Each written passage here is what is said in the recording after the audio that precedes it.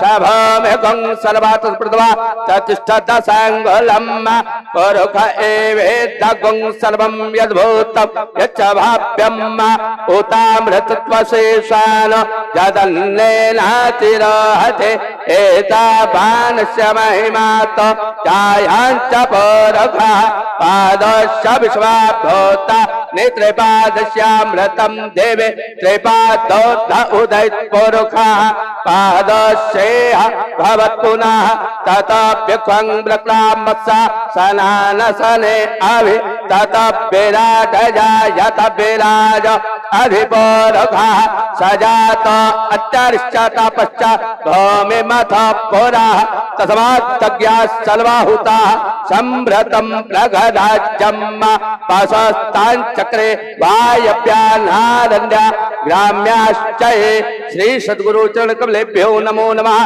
श्रीमज्जगद्गुरुभ्यो नमो नमः। गुरुपादुकेभ्यो नमो नमः। ओम हिरण्यवर्णां हरिणीं सुवर्णरक्तस्यां चन्द्रां हिरण्मयीं लक्ष्मीं ध्यातवेदो मया वहाम्।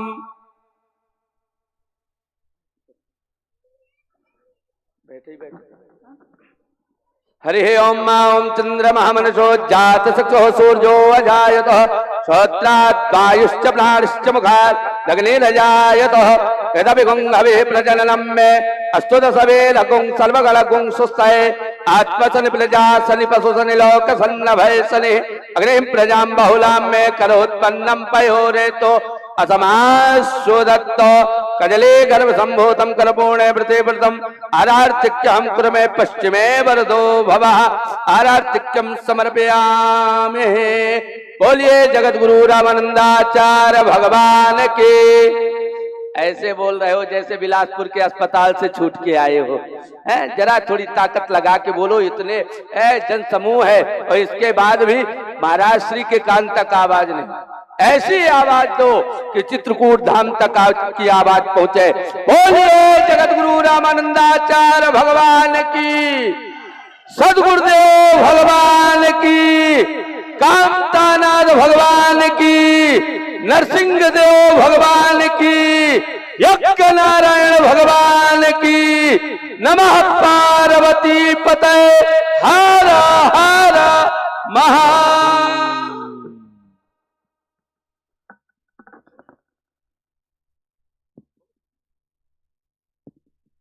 बोलो यज्ञ नारायण भगवान की जय। श्री श्री अनंत श्री 1008 श्री अनंत विभूषित कामदगिरी पीठाधीश्वर जगत गुरु शंकराचार्य भगवान अपने दिव्य सिंहासन पर विराजमान हैं। पादुका पूजन के बाद महाराज श्री का पुष्पहार से स्वागत के लिए जिन व्यक्तियों का नाम लिया जाएगा इस मंच के माध्यम से आप अविलंब पहुंचेंगे और स्वामी शंकराचार्य भगवान का पुष्पहार से स्वागत कर उनसे आशीर्वाद प्राप्त करेंगे। आप हैं सर्वश्री जगदीश वर्मा, जनपद उपाध्यक्ष पथरिया।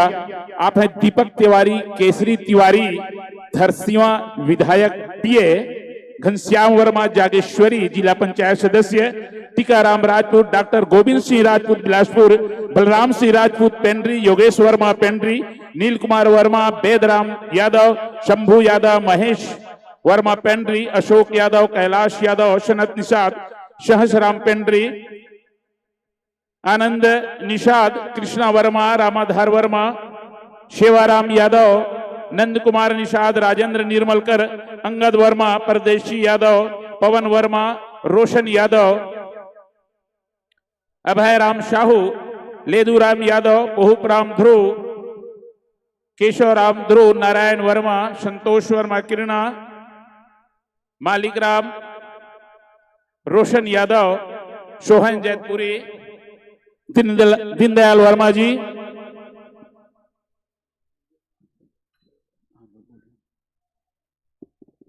आप सभी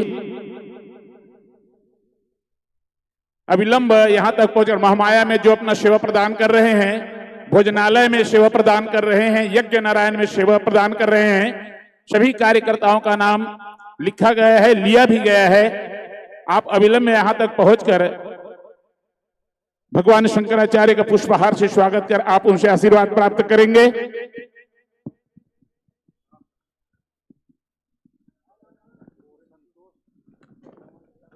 संतोष, किरणा और मालिकराम किरणा जो अपना प्रतिवर्ष सहयोग यज्ञ नारायण भगवान में अपना सेवा प्रदान करते हैं। कुछ दानदाता भामाशाह हैं। आप हैं श्री जगदीश वर्मा, जनपद उपाध्यक्ष पथरिया। आपके द्वारा भगवान के श्री चरणों में 5001 रुपए समर्पित किए हुए हैं। यज्ञ नारायण भगवान आपका मनोकामना को पूर्ण करें। बोलो यज्ञ नारायण भगवान की जय। आप हैं श्रीमान रामाधार यादव, पत्नी फेकन बाई यादव। आपके द्वारा भगवान के श्री चरणों में 2005 रुपए समर्पित किए हुए हैं। यज्ञ नारायण भगवान आपका ही मनोकामना को पूर्ण करें। आप हैं श्री बलराम सिंह राजपूत पेंड्री। आपके द्वारा 1001 रुपए समर्पित किए हुए हैं। यज्ञ नारायण भगवान आपका ही मनोकामना को पूर्ण करें। आप हैं राम कुमार स्वर्गीय केजा, सपरिवार 1051 रुपए समर्पित किए हैं। यज्ञ नारायण भगवान आपका ही मनोकामना को पूर्ण करें।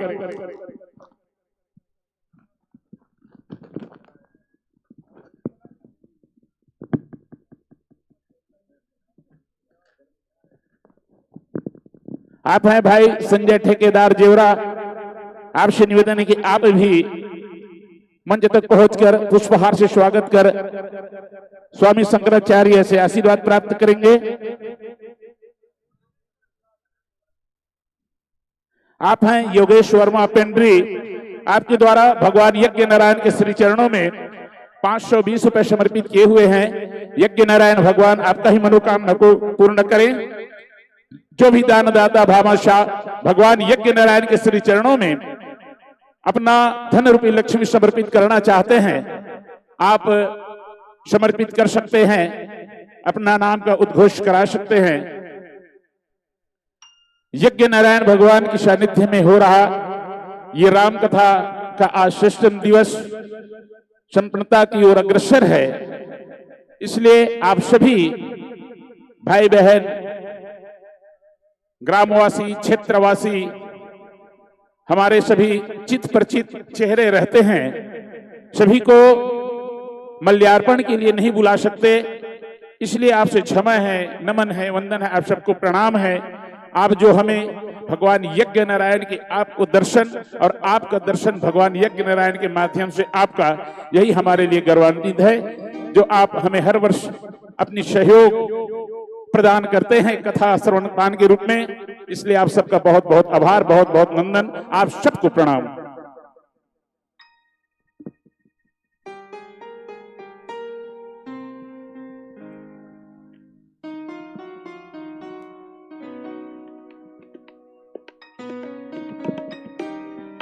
प्रेम प्रकाश वर्मा,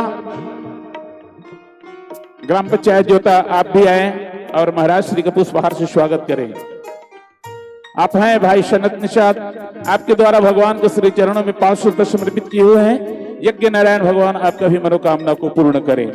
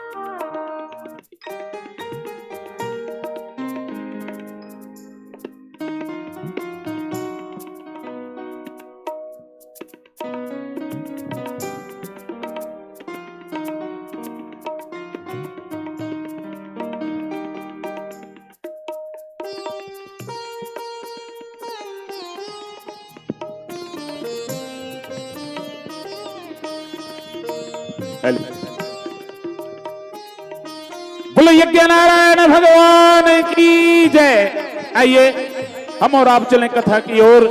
भगवान शंकराचार्य के श्री चरणों में नमन करते हुए, वंदन करते हुए भगवान शंकराचार्य के चरणों में नमन करते हुए आज यज्ञ नारायण भगवान के सानिध्य में होकर रहा राम कथा का 6वां दिवस संपन्नता की ओर अग्रसर है। आइए स्वामी जी के चरणों में नमन वंदन करते हुए आज 6वां दिवस का राम कथा उनकी मुखार बिंद से सुनकर हम सब लाभान्वित हो, हम पर दया करें, कृपा करें, हम पर कृपा करें। बोलो यज्ञ नारायण भगवान की जय। महाराज श्री सीतानाथ समारंभाम रामानंदार्य मध्यमाम अस्मदाचार्य पर्यंताम वंदे श्री गुरु परंपराम एनतांत निर्मल पूतांतःकरणो महात्मानः परिषदस्योः निगल विद्या कलाप पारावार पारदृष्टारः सनातन धर्म परिपालन तत्पराः हिंदु धर्मोद्धारक धौर्याः विशिष्टाद्वैत सिद्धांत परिपालन तत्पराः सर्वे प्रपत्तिरधिकारिणो मताः इति भगवत वाक्य प्रचार प्रसार संलग्नाः श्रीरामानंदा मताधराः शास्त्राल्लोहरन् तत्पराः श्रीमज्जगद्गुरुः रामानंदाचार्याः श्री कामदगिरिपीठाधीश्वराः अनंतः श्री विभूषित पूज्यपादारविन्दाः स्वामी श्री रामस्वरूपाचार्याः महाराजाः विजयन्तेतराम विजयन्तेतराम विजयन्तेतराम। बोलिए श्रीमज्जगद्गुरु रामानंदाचार्य भगवान की, सदगुरुदेव भगवान की, धर्म की, अधर्म का, प्राणियों में विश्व का, गौ माता की, गौ हत्या, सत्य सनातन धर्म की। नमः पार्वती पतये हर हर महादेव।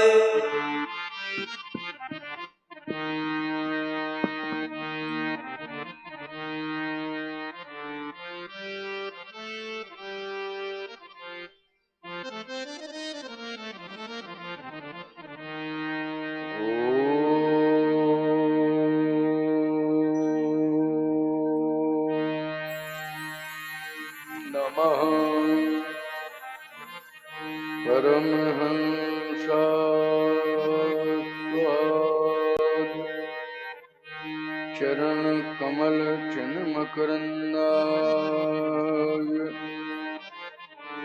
भक्त जन मानस निवासाय श्री रामचंद्र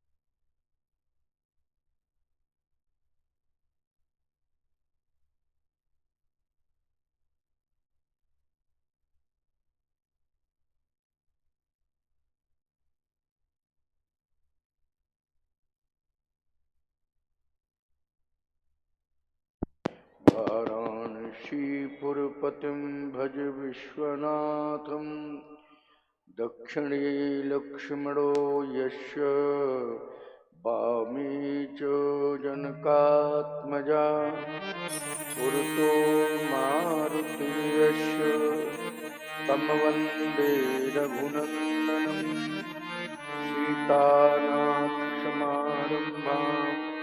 श्रीरामानन्दाय मध्यमाम् अस्मदाचार्यपर्यन्तां वन्दे श्रीगुरुपरम्पराम्। ये हनुमन्त विराजियो कथा होत तुयास सुच सेवक तुम राम के चरणन को दास। अपने अपने घरन की सबका हुक्म पीर उन्हें पीर वृषभधरण की धन्य धन्य रघुवीर। श्री यज्ञ नारायण भगवान की जय। जय सिया राम, जय जय सिया राम, जय सिया राम, जय जय सिया राम, जय सिया राम, जय जय सिया राम, जय सिया राम, जय जय सिया राम, जय सिया राम, जय जय सिया राम, जय सिया राम, जय जय सिया राम, जय सिया राम, जय जय सिया राम, जय सिया राम, जय जय सिया राम, जय सिया राम, जय जय सिया राम, जय सिया राम, जय जय सिया राम, जय सिया राम, जय जय सिया राम, जय सिया राम, जय जय सिया राम, अपना दास बना लो राम, अपना दास बना लो राम, अपनी शरण में ले लो राम, अपनी शरण में ले लो राम, जय सिया राम, जय जय सिया राम, जय सिया राम, जय जय सिया राम, जय सिया राम, जय जय सिया राम, जय सिया राम, जय जय सिया राम,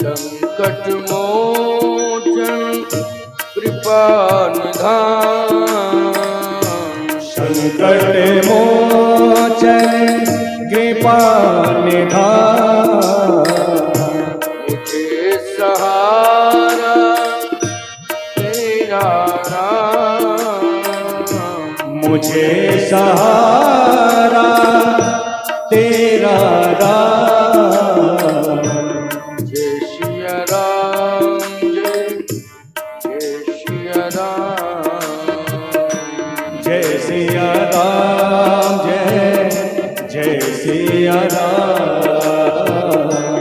जय सिया राम, जय जय सिया राम, जय सिया राम, जय जय सिया राम,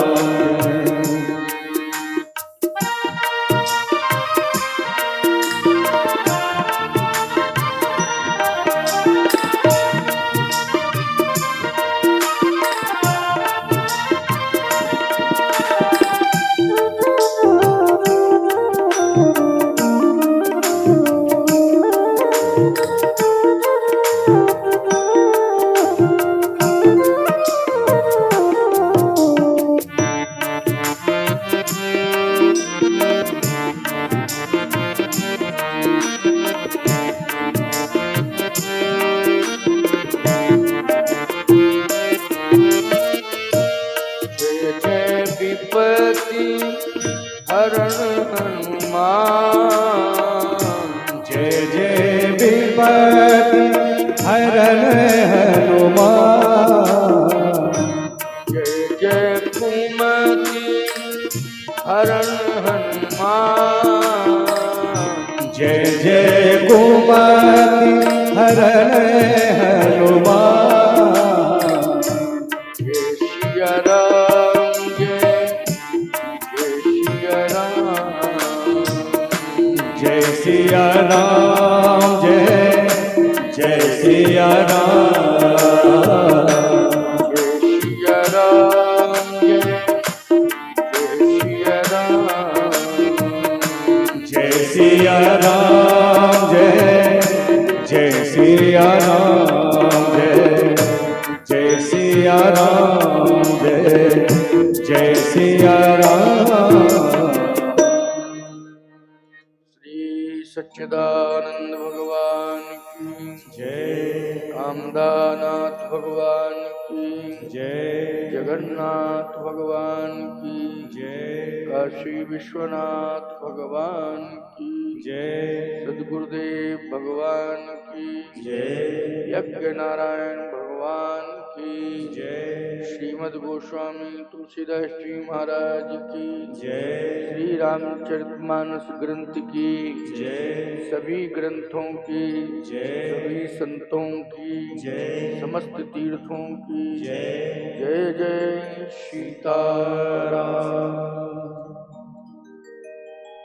श्री रामचरितमानस महायज्ञ का ये षष्ठम दिवस में रामचरितमानस की परंपरा के अनुसार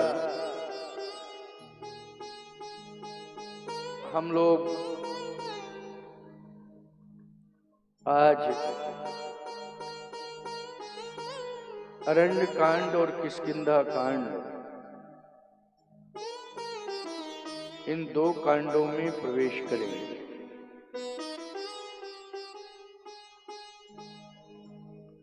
अरण्य कांड में दो भक्त हैं। एक भक्त कर्म से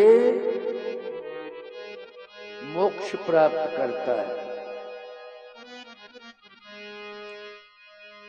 उसने कर्म की प्रधानता को समाज के मध्य रखा।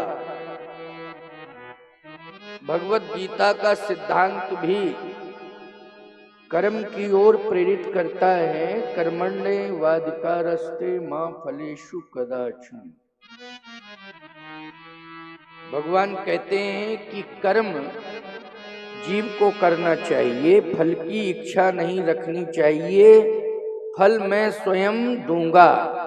किसके अनुसार? कर्म के अनुसार। अरण्य कांड में भी भगवान ने गीधराज जटायु से कहा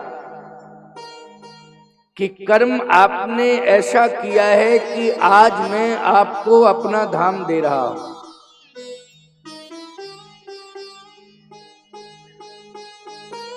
बिना मांगे ही दे रहा हूं।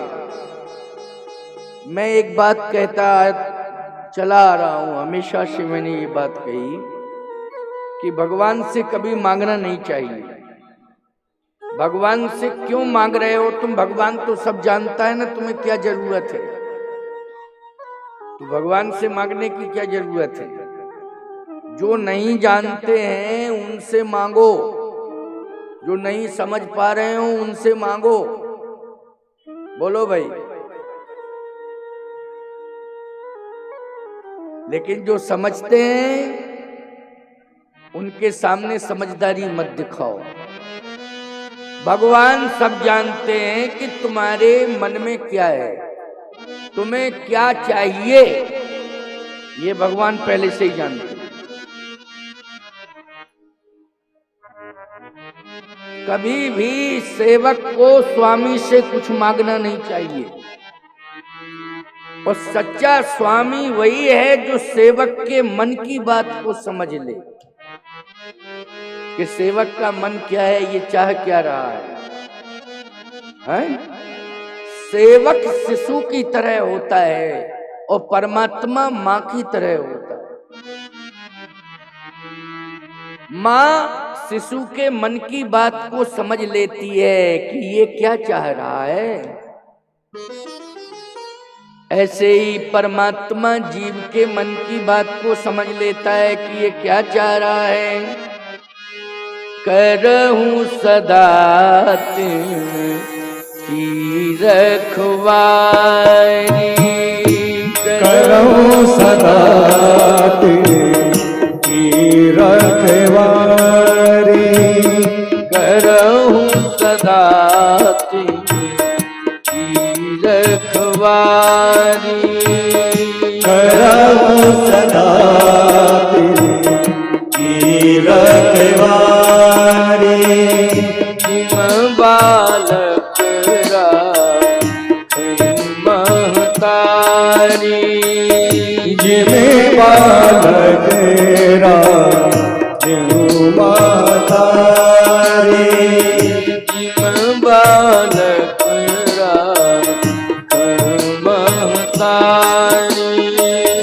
जिम बालक महतारी। करहूं सदा रखवारी, करहूं सदा की रखवारी। जिम बालक राखे महतारी, करहु सदा तिनकी रखवारी, जिम बालक राखे महतारी। अच्छा एक बात बताओ, परमात्मा ज्ञानी है और जीव अज्ञानी है, इस बात को तुम लोग मान रहे हो कि नहीं? परमात्मा ज्ञानी है और जीव अज्ञानी है। हो सकता तुम ऐसी बात कह रहे हो परमात्मा से क्योंकि अज्ञानी हो, और परमात्मा तुम्हारे अज्ञान के कारण जो बात तुम कह रहे हो शायद उसको न माने, तो तुम यही कहोगे कि लो इतनी भक्ति की, इतनी प्रार्थना की, लेकिन जो हमने मांगा वो दिया नहीं। बोलो भक्त और भगवान के बीच में दूरियां होंगी कि नहीं होंगी? सोचो। यही हुआ है नारद जी में और भगवान में, नारद जी में और भगवान विष्णु में यही हुआ है। नारद जी जो मांग रहे थे भगवान ने वो दिया नहीं। क्या दिया? नारद जी क्या मांग रहे थे? रूप दे दो। रूप?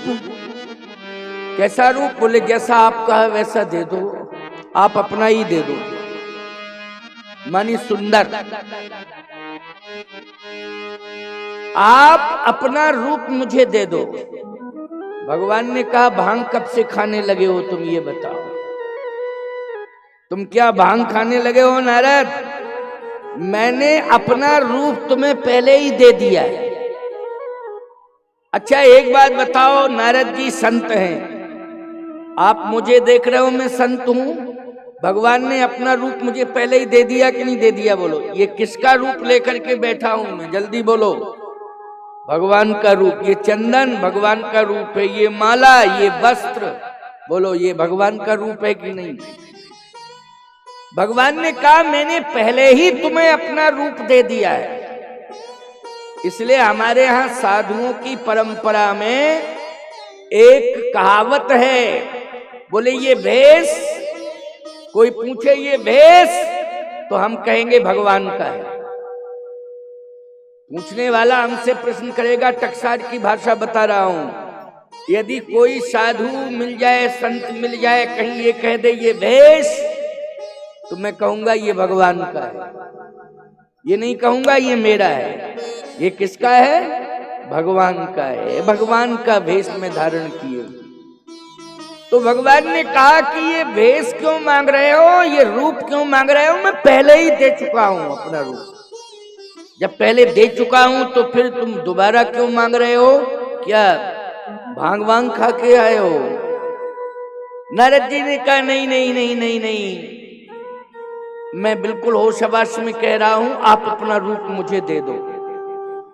मैं आपके पास आया हूं मांगने के लिए, आप दे दीजिए। भगवान ने बंदर का रूप दिया है। बोलो दिया कि नहीं दिया? क्यों? नारद जी जैसा रूप मांग रहे थे उसमें नारद का हित नहीं था, और भगवान ने जैसा रूप नारद को दे दिया है उसमें नारद का हित। बोलो है कि नहीं? अच्छा, नारद जी नाराज क्यों हुए भगवान से? इसलिए कि जैसा मैंने रूप मांगा था वैसा क्यों नहीं दिया?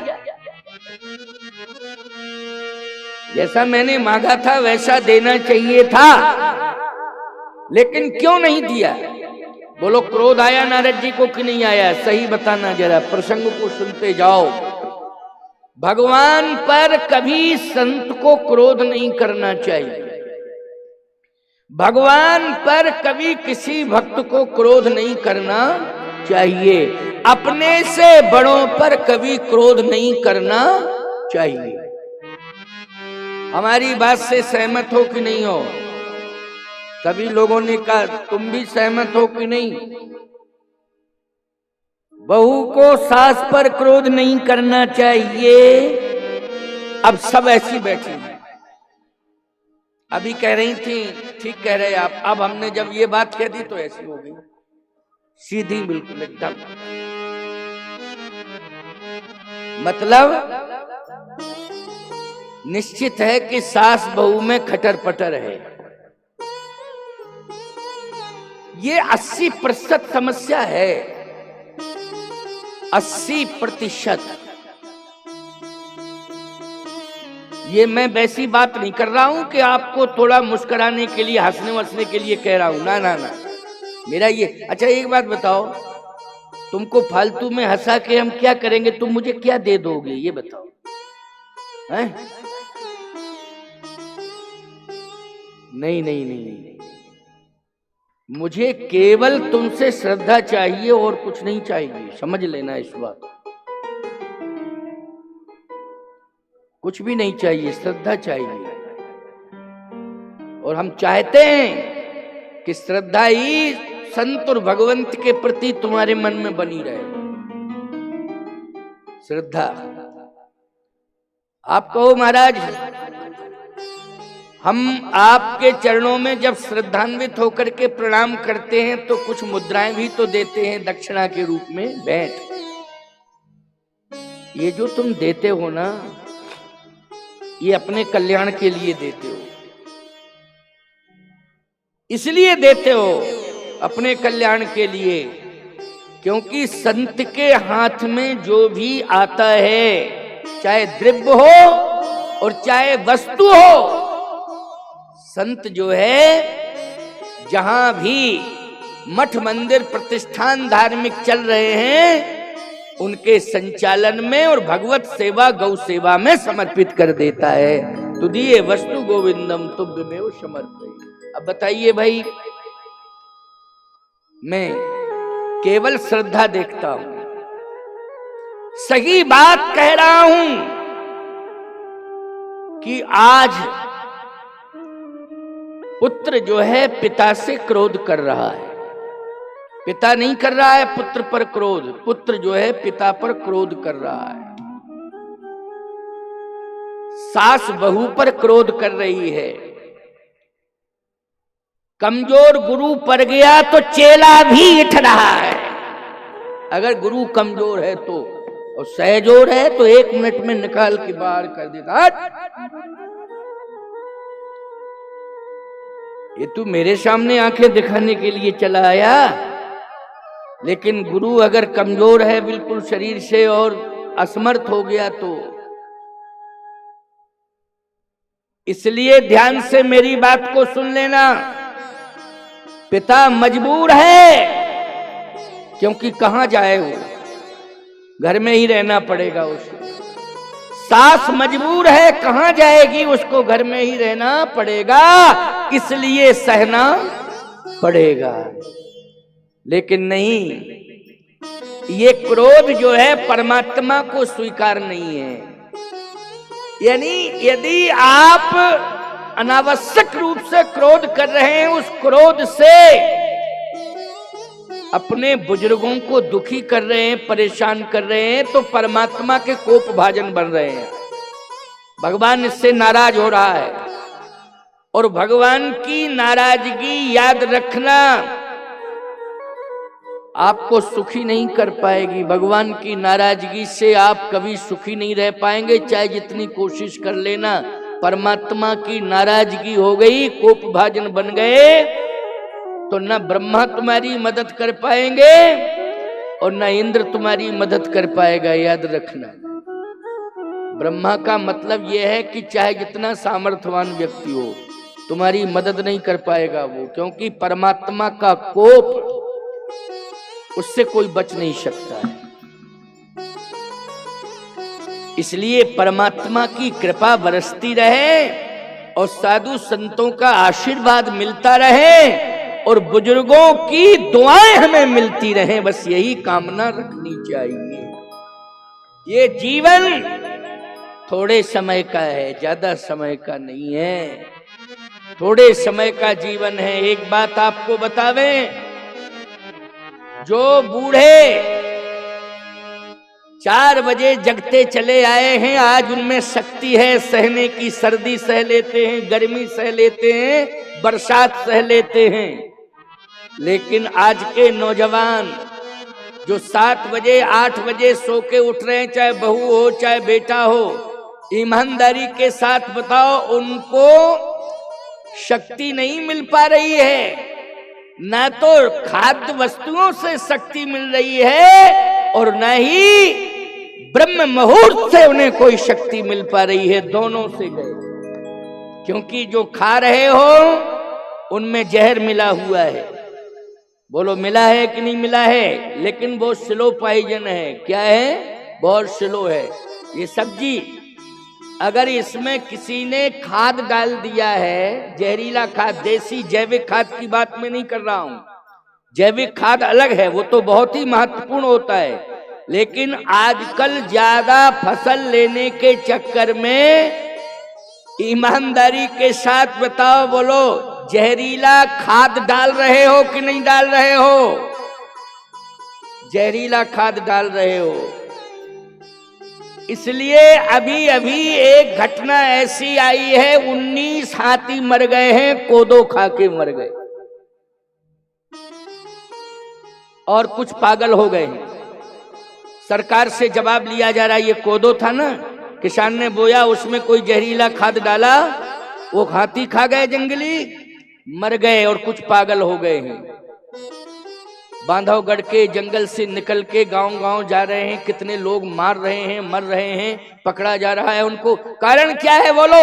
हाथी कितनी ताकत किसी में हो सकती है क्या? जब हाथी नहीं पचा पा रहा है उस जहर को, तो तुम में ताकत कितनी है बोलो?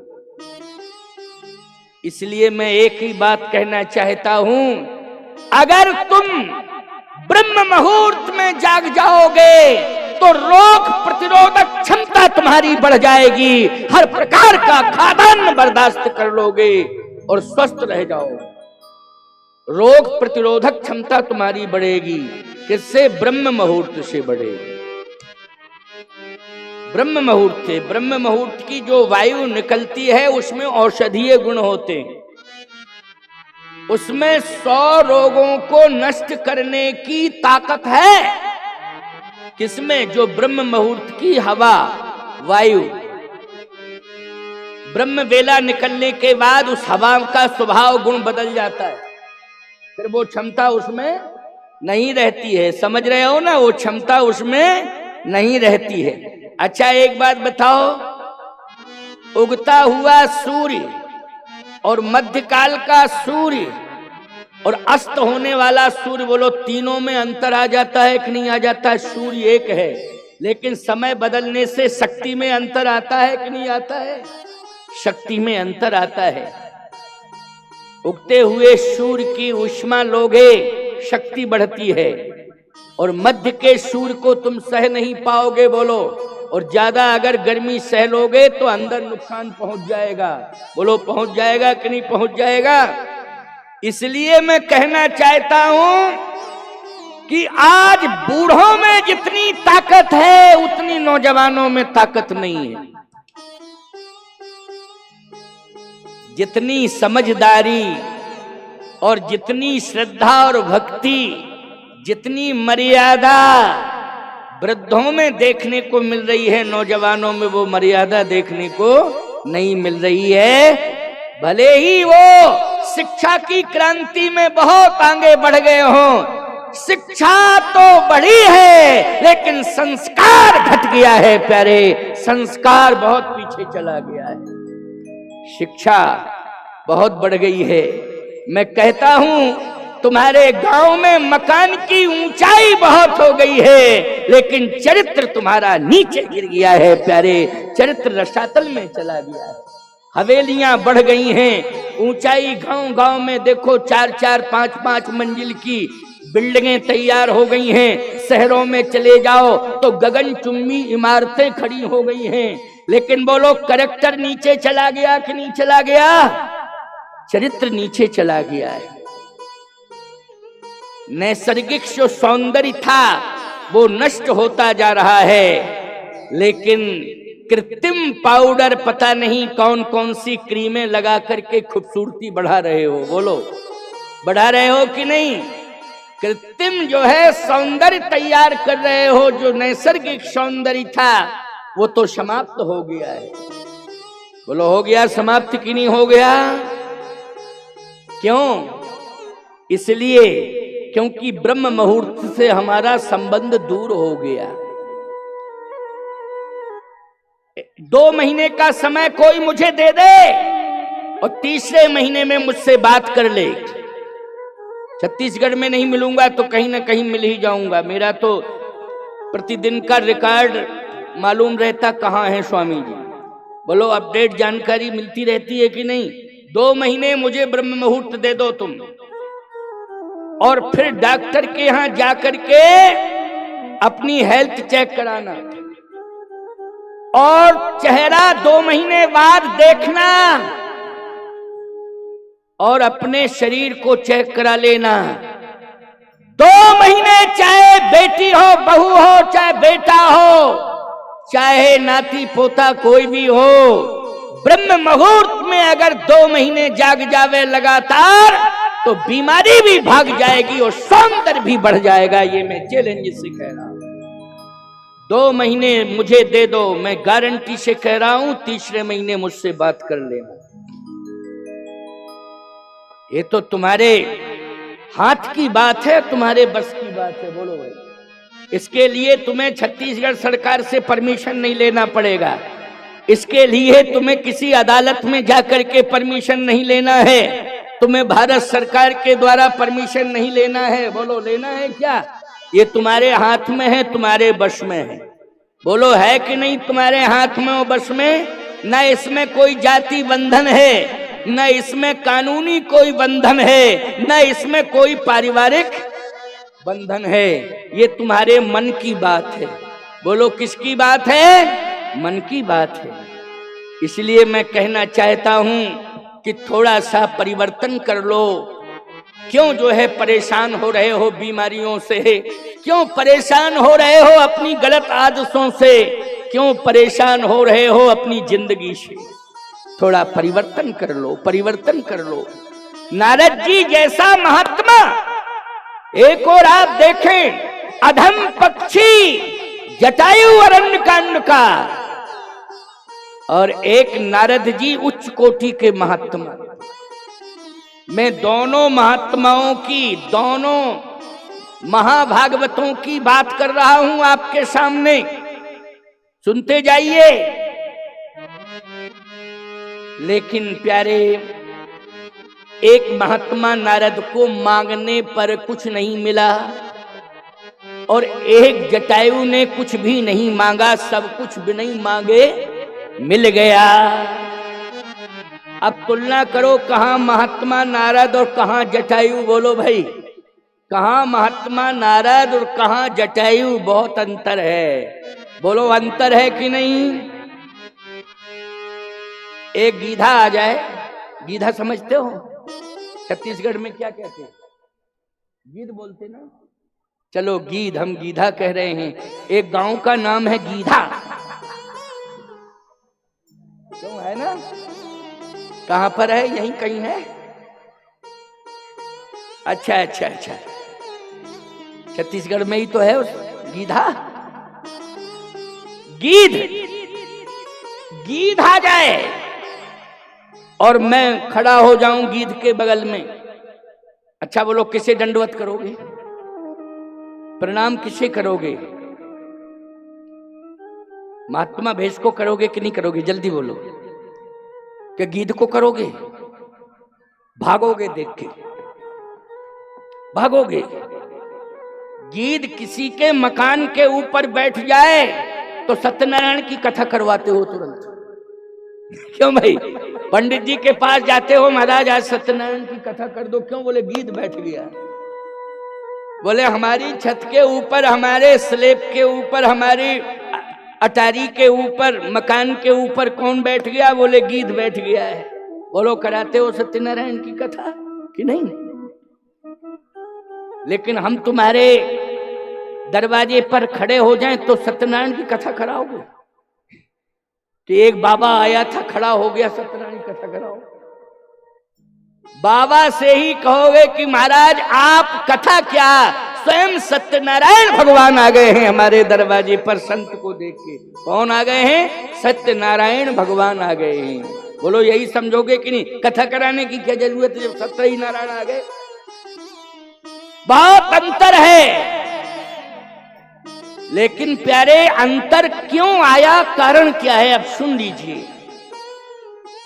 नारद जी ने जैसी तपस्या की है, और तपस्या जितनी नारद की सफल हुई उतना शंकर जी की सफल नहीं हुई तपस्या।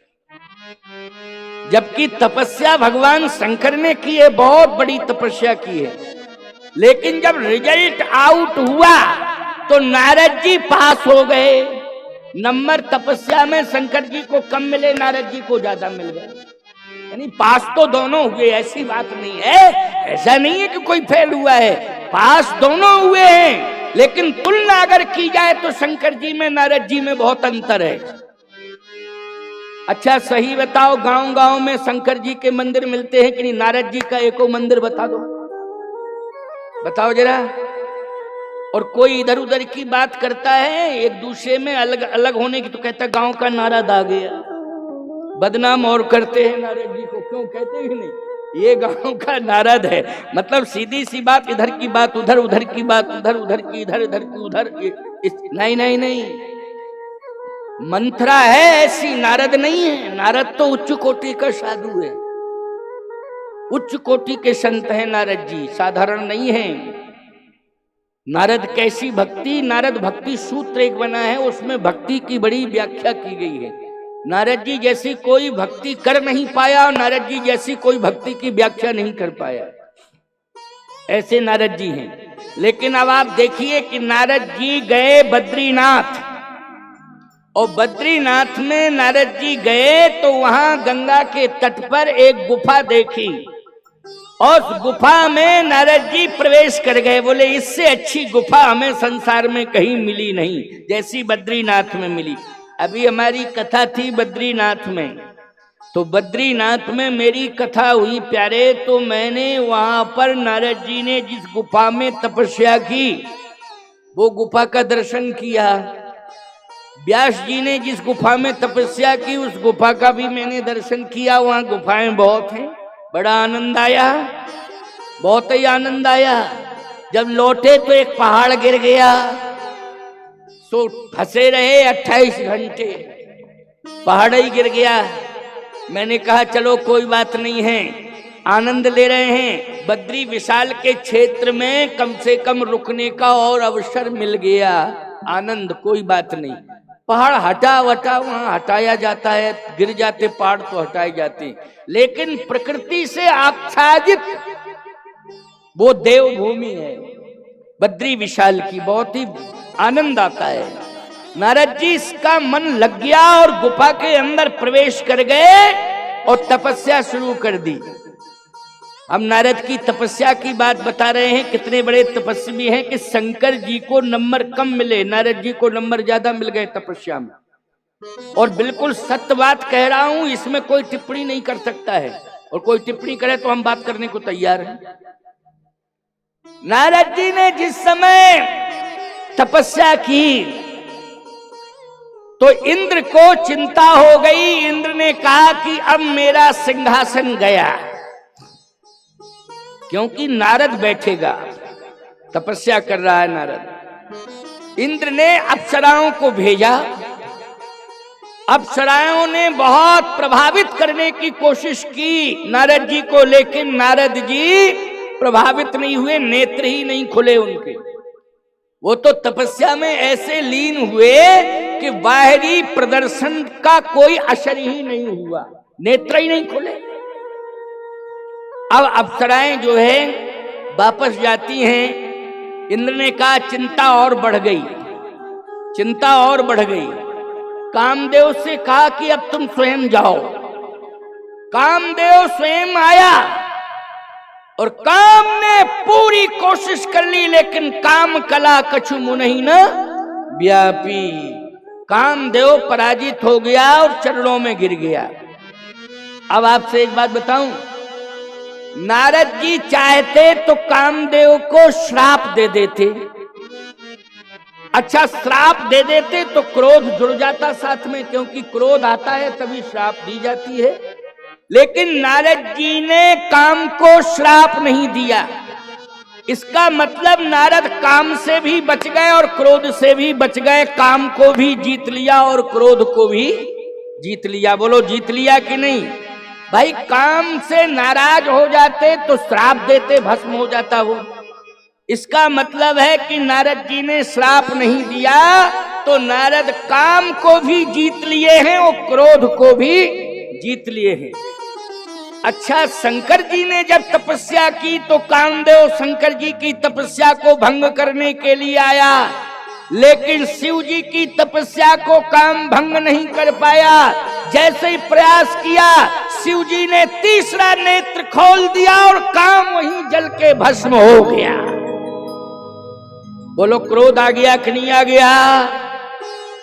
शंकर जी को क्या आया? क्रोध आ गया। काम को जीत लिया शंकर जी ने, लेकिन क्रोध को नहीं जीत पाए। क्या हो गया है? तुम्हारा आइटम गिर गया है बीच में, इनका दे दो उठा के। ऐसा क्यों चलाते हो कि वो नेटवर्क चला गया इसलिए गिर गया वो है?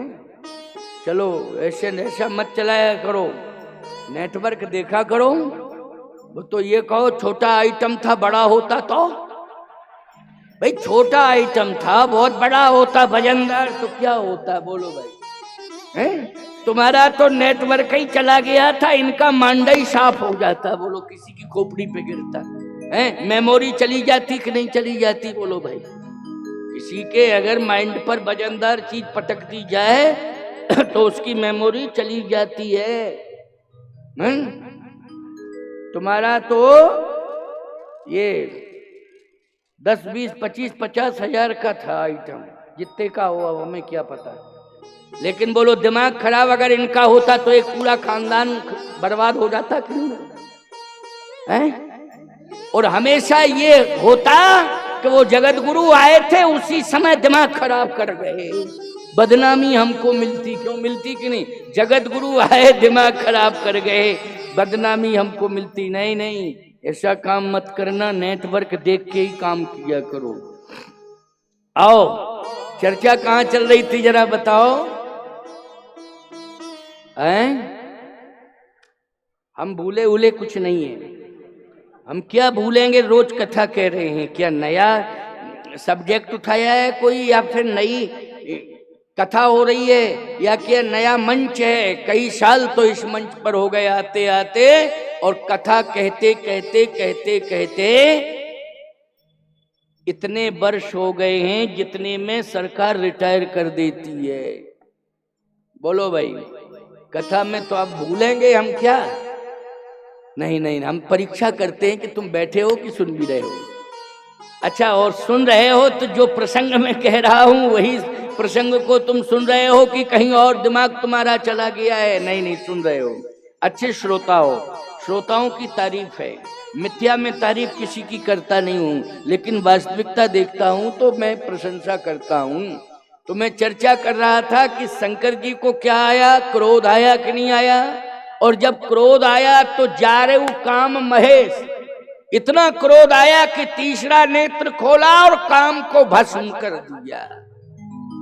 अब बोलो, नारद जी ने क्रोध को जीता कि नहीं जीता? जल्दी बोलो। लेकिन शंकर जी क्रोध को नहीं जीत पाए और उन्होंने भस्म कर दिया। बोलो, तपस्या में नंबर कम हो गए कि नहीं हो गए? नंबर कम हो गए।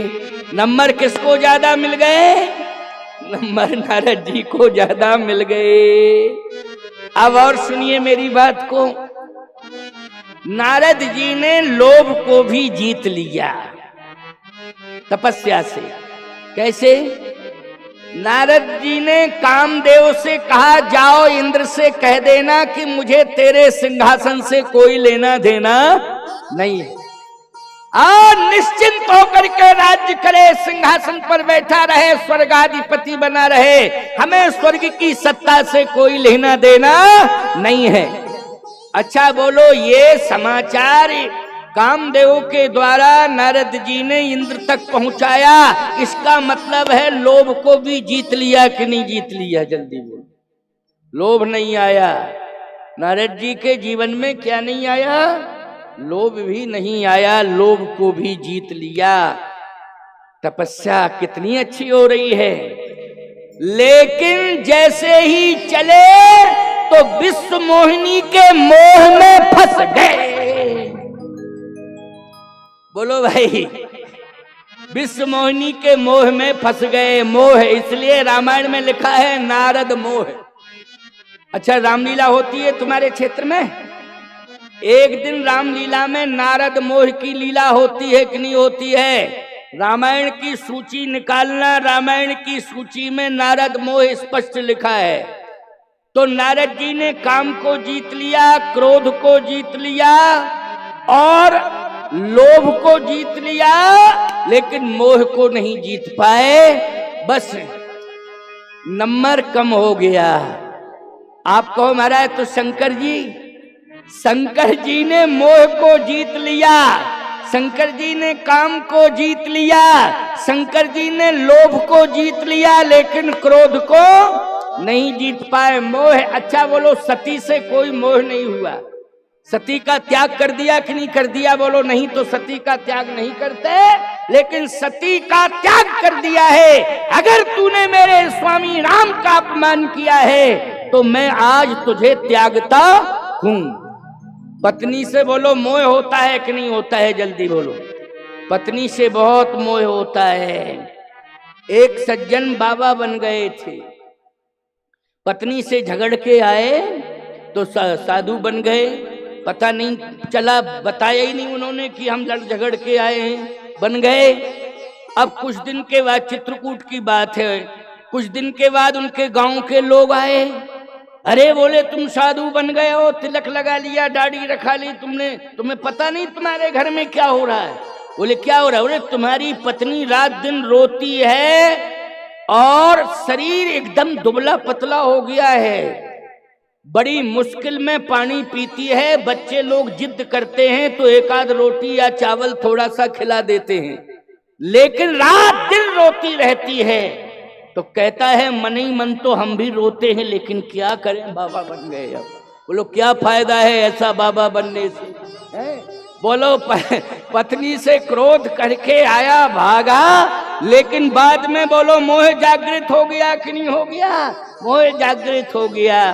कहता है क्या करें, अब हम मजबूर हो गए हैं, अब क्या करें, मन ही मन तो हम भी रो रहे हैं। इसलिए मैं कहना चाहता हूं, भगवान शंकर ने सती से मोह नहीं किया, मोह का त्याग कर दिया। याद रखना, सती का त्याग करने का मतलब है पत्नी से मोह त्याग दिया, मोह के प्रति कोई आकर्षण नहीं रहा। तो बस नारद जी को के जीवन में मोह जागृत हो गया और शंकर जी के जीवन में क्रोध जागृत हो गया। बोलो हो गया कि नहीं?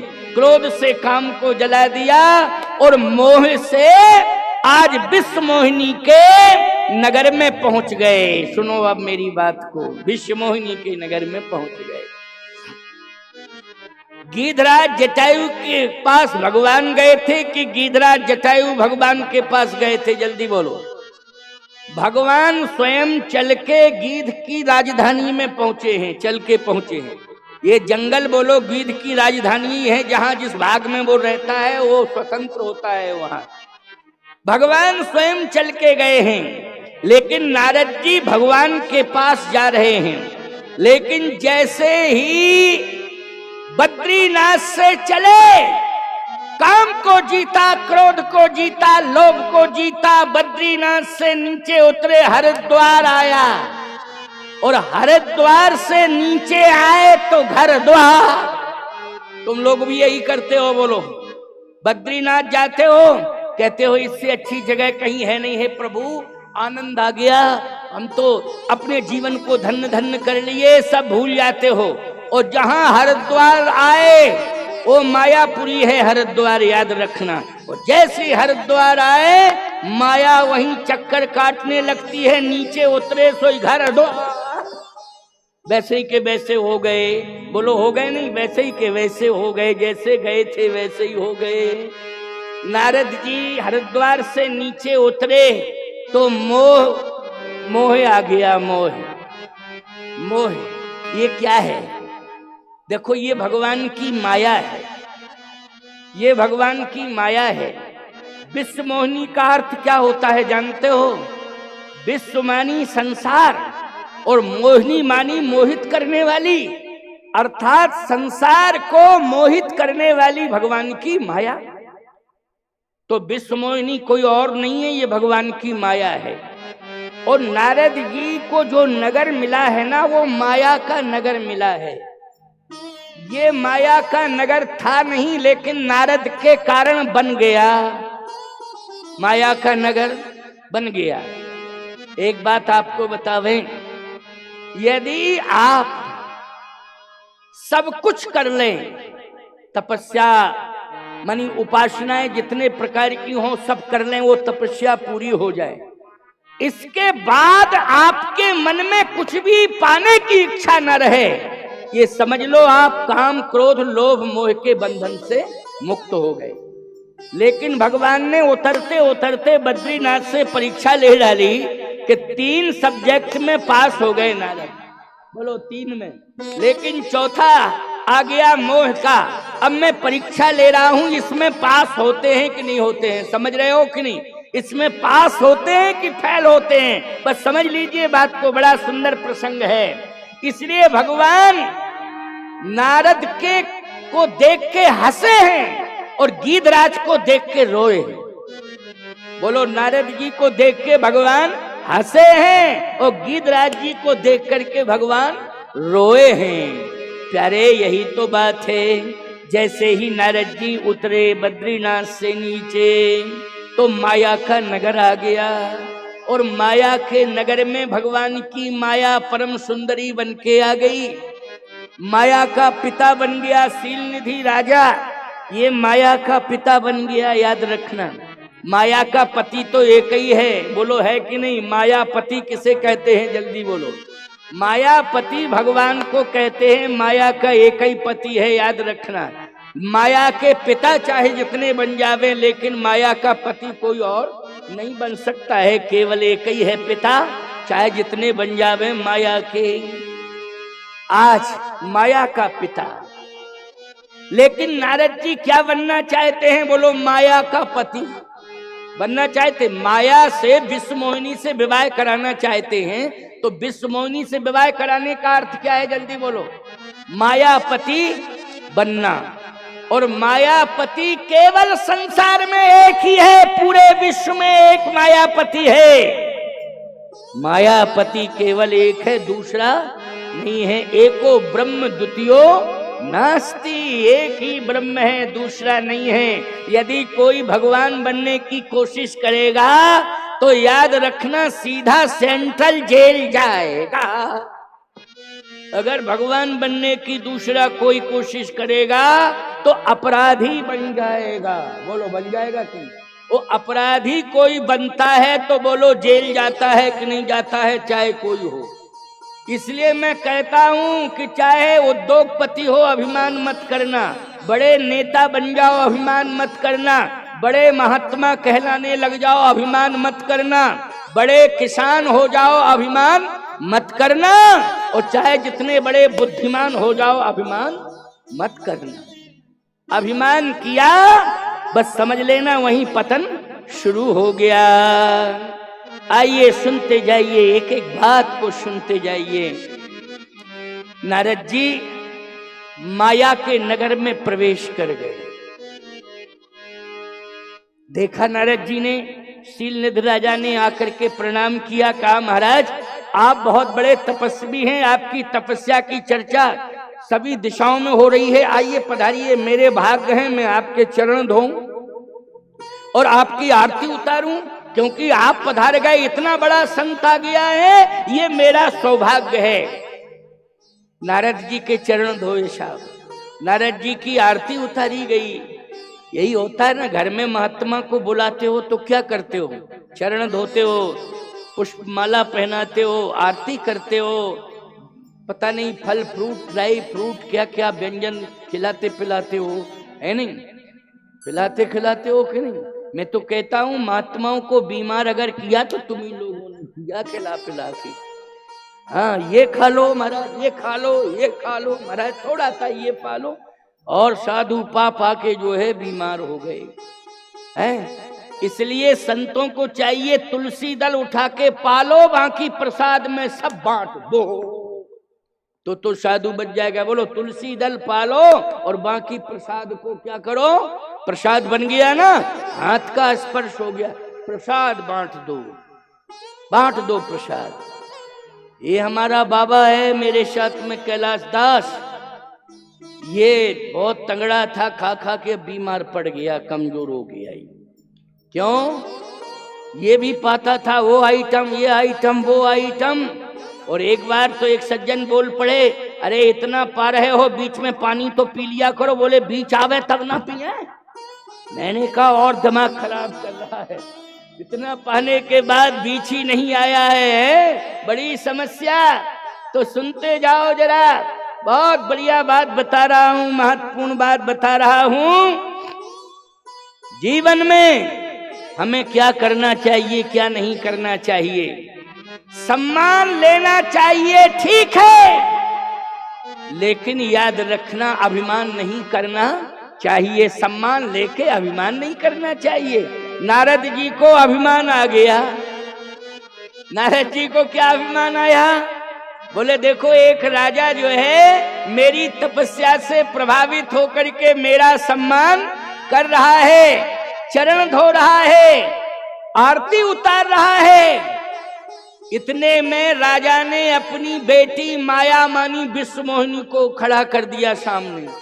महाराज प्रणाम कराया, नारद जी आशीर्वाद दे रहे हैं। कहा महाराज बेटी की शादी करनी है, वर कैसा मिलेगा जरा बताओ। अब देखो भाई, नारद जी ने जैसे ही हाथ देखा विश्व मोहिनी का, तो उसमें तो स्पष्ट था कि जो यही बरे अमर सोई, जो इसका पति होगा वो अजर अमर होगा, उसकी सत्ता उसका अस्तित्व कभी नष्ट नहीं होगा।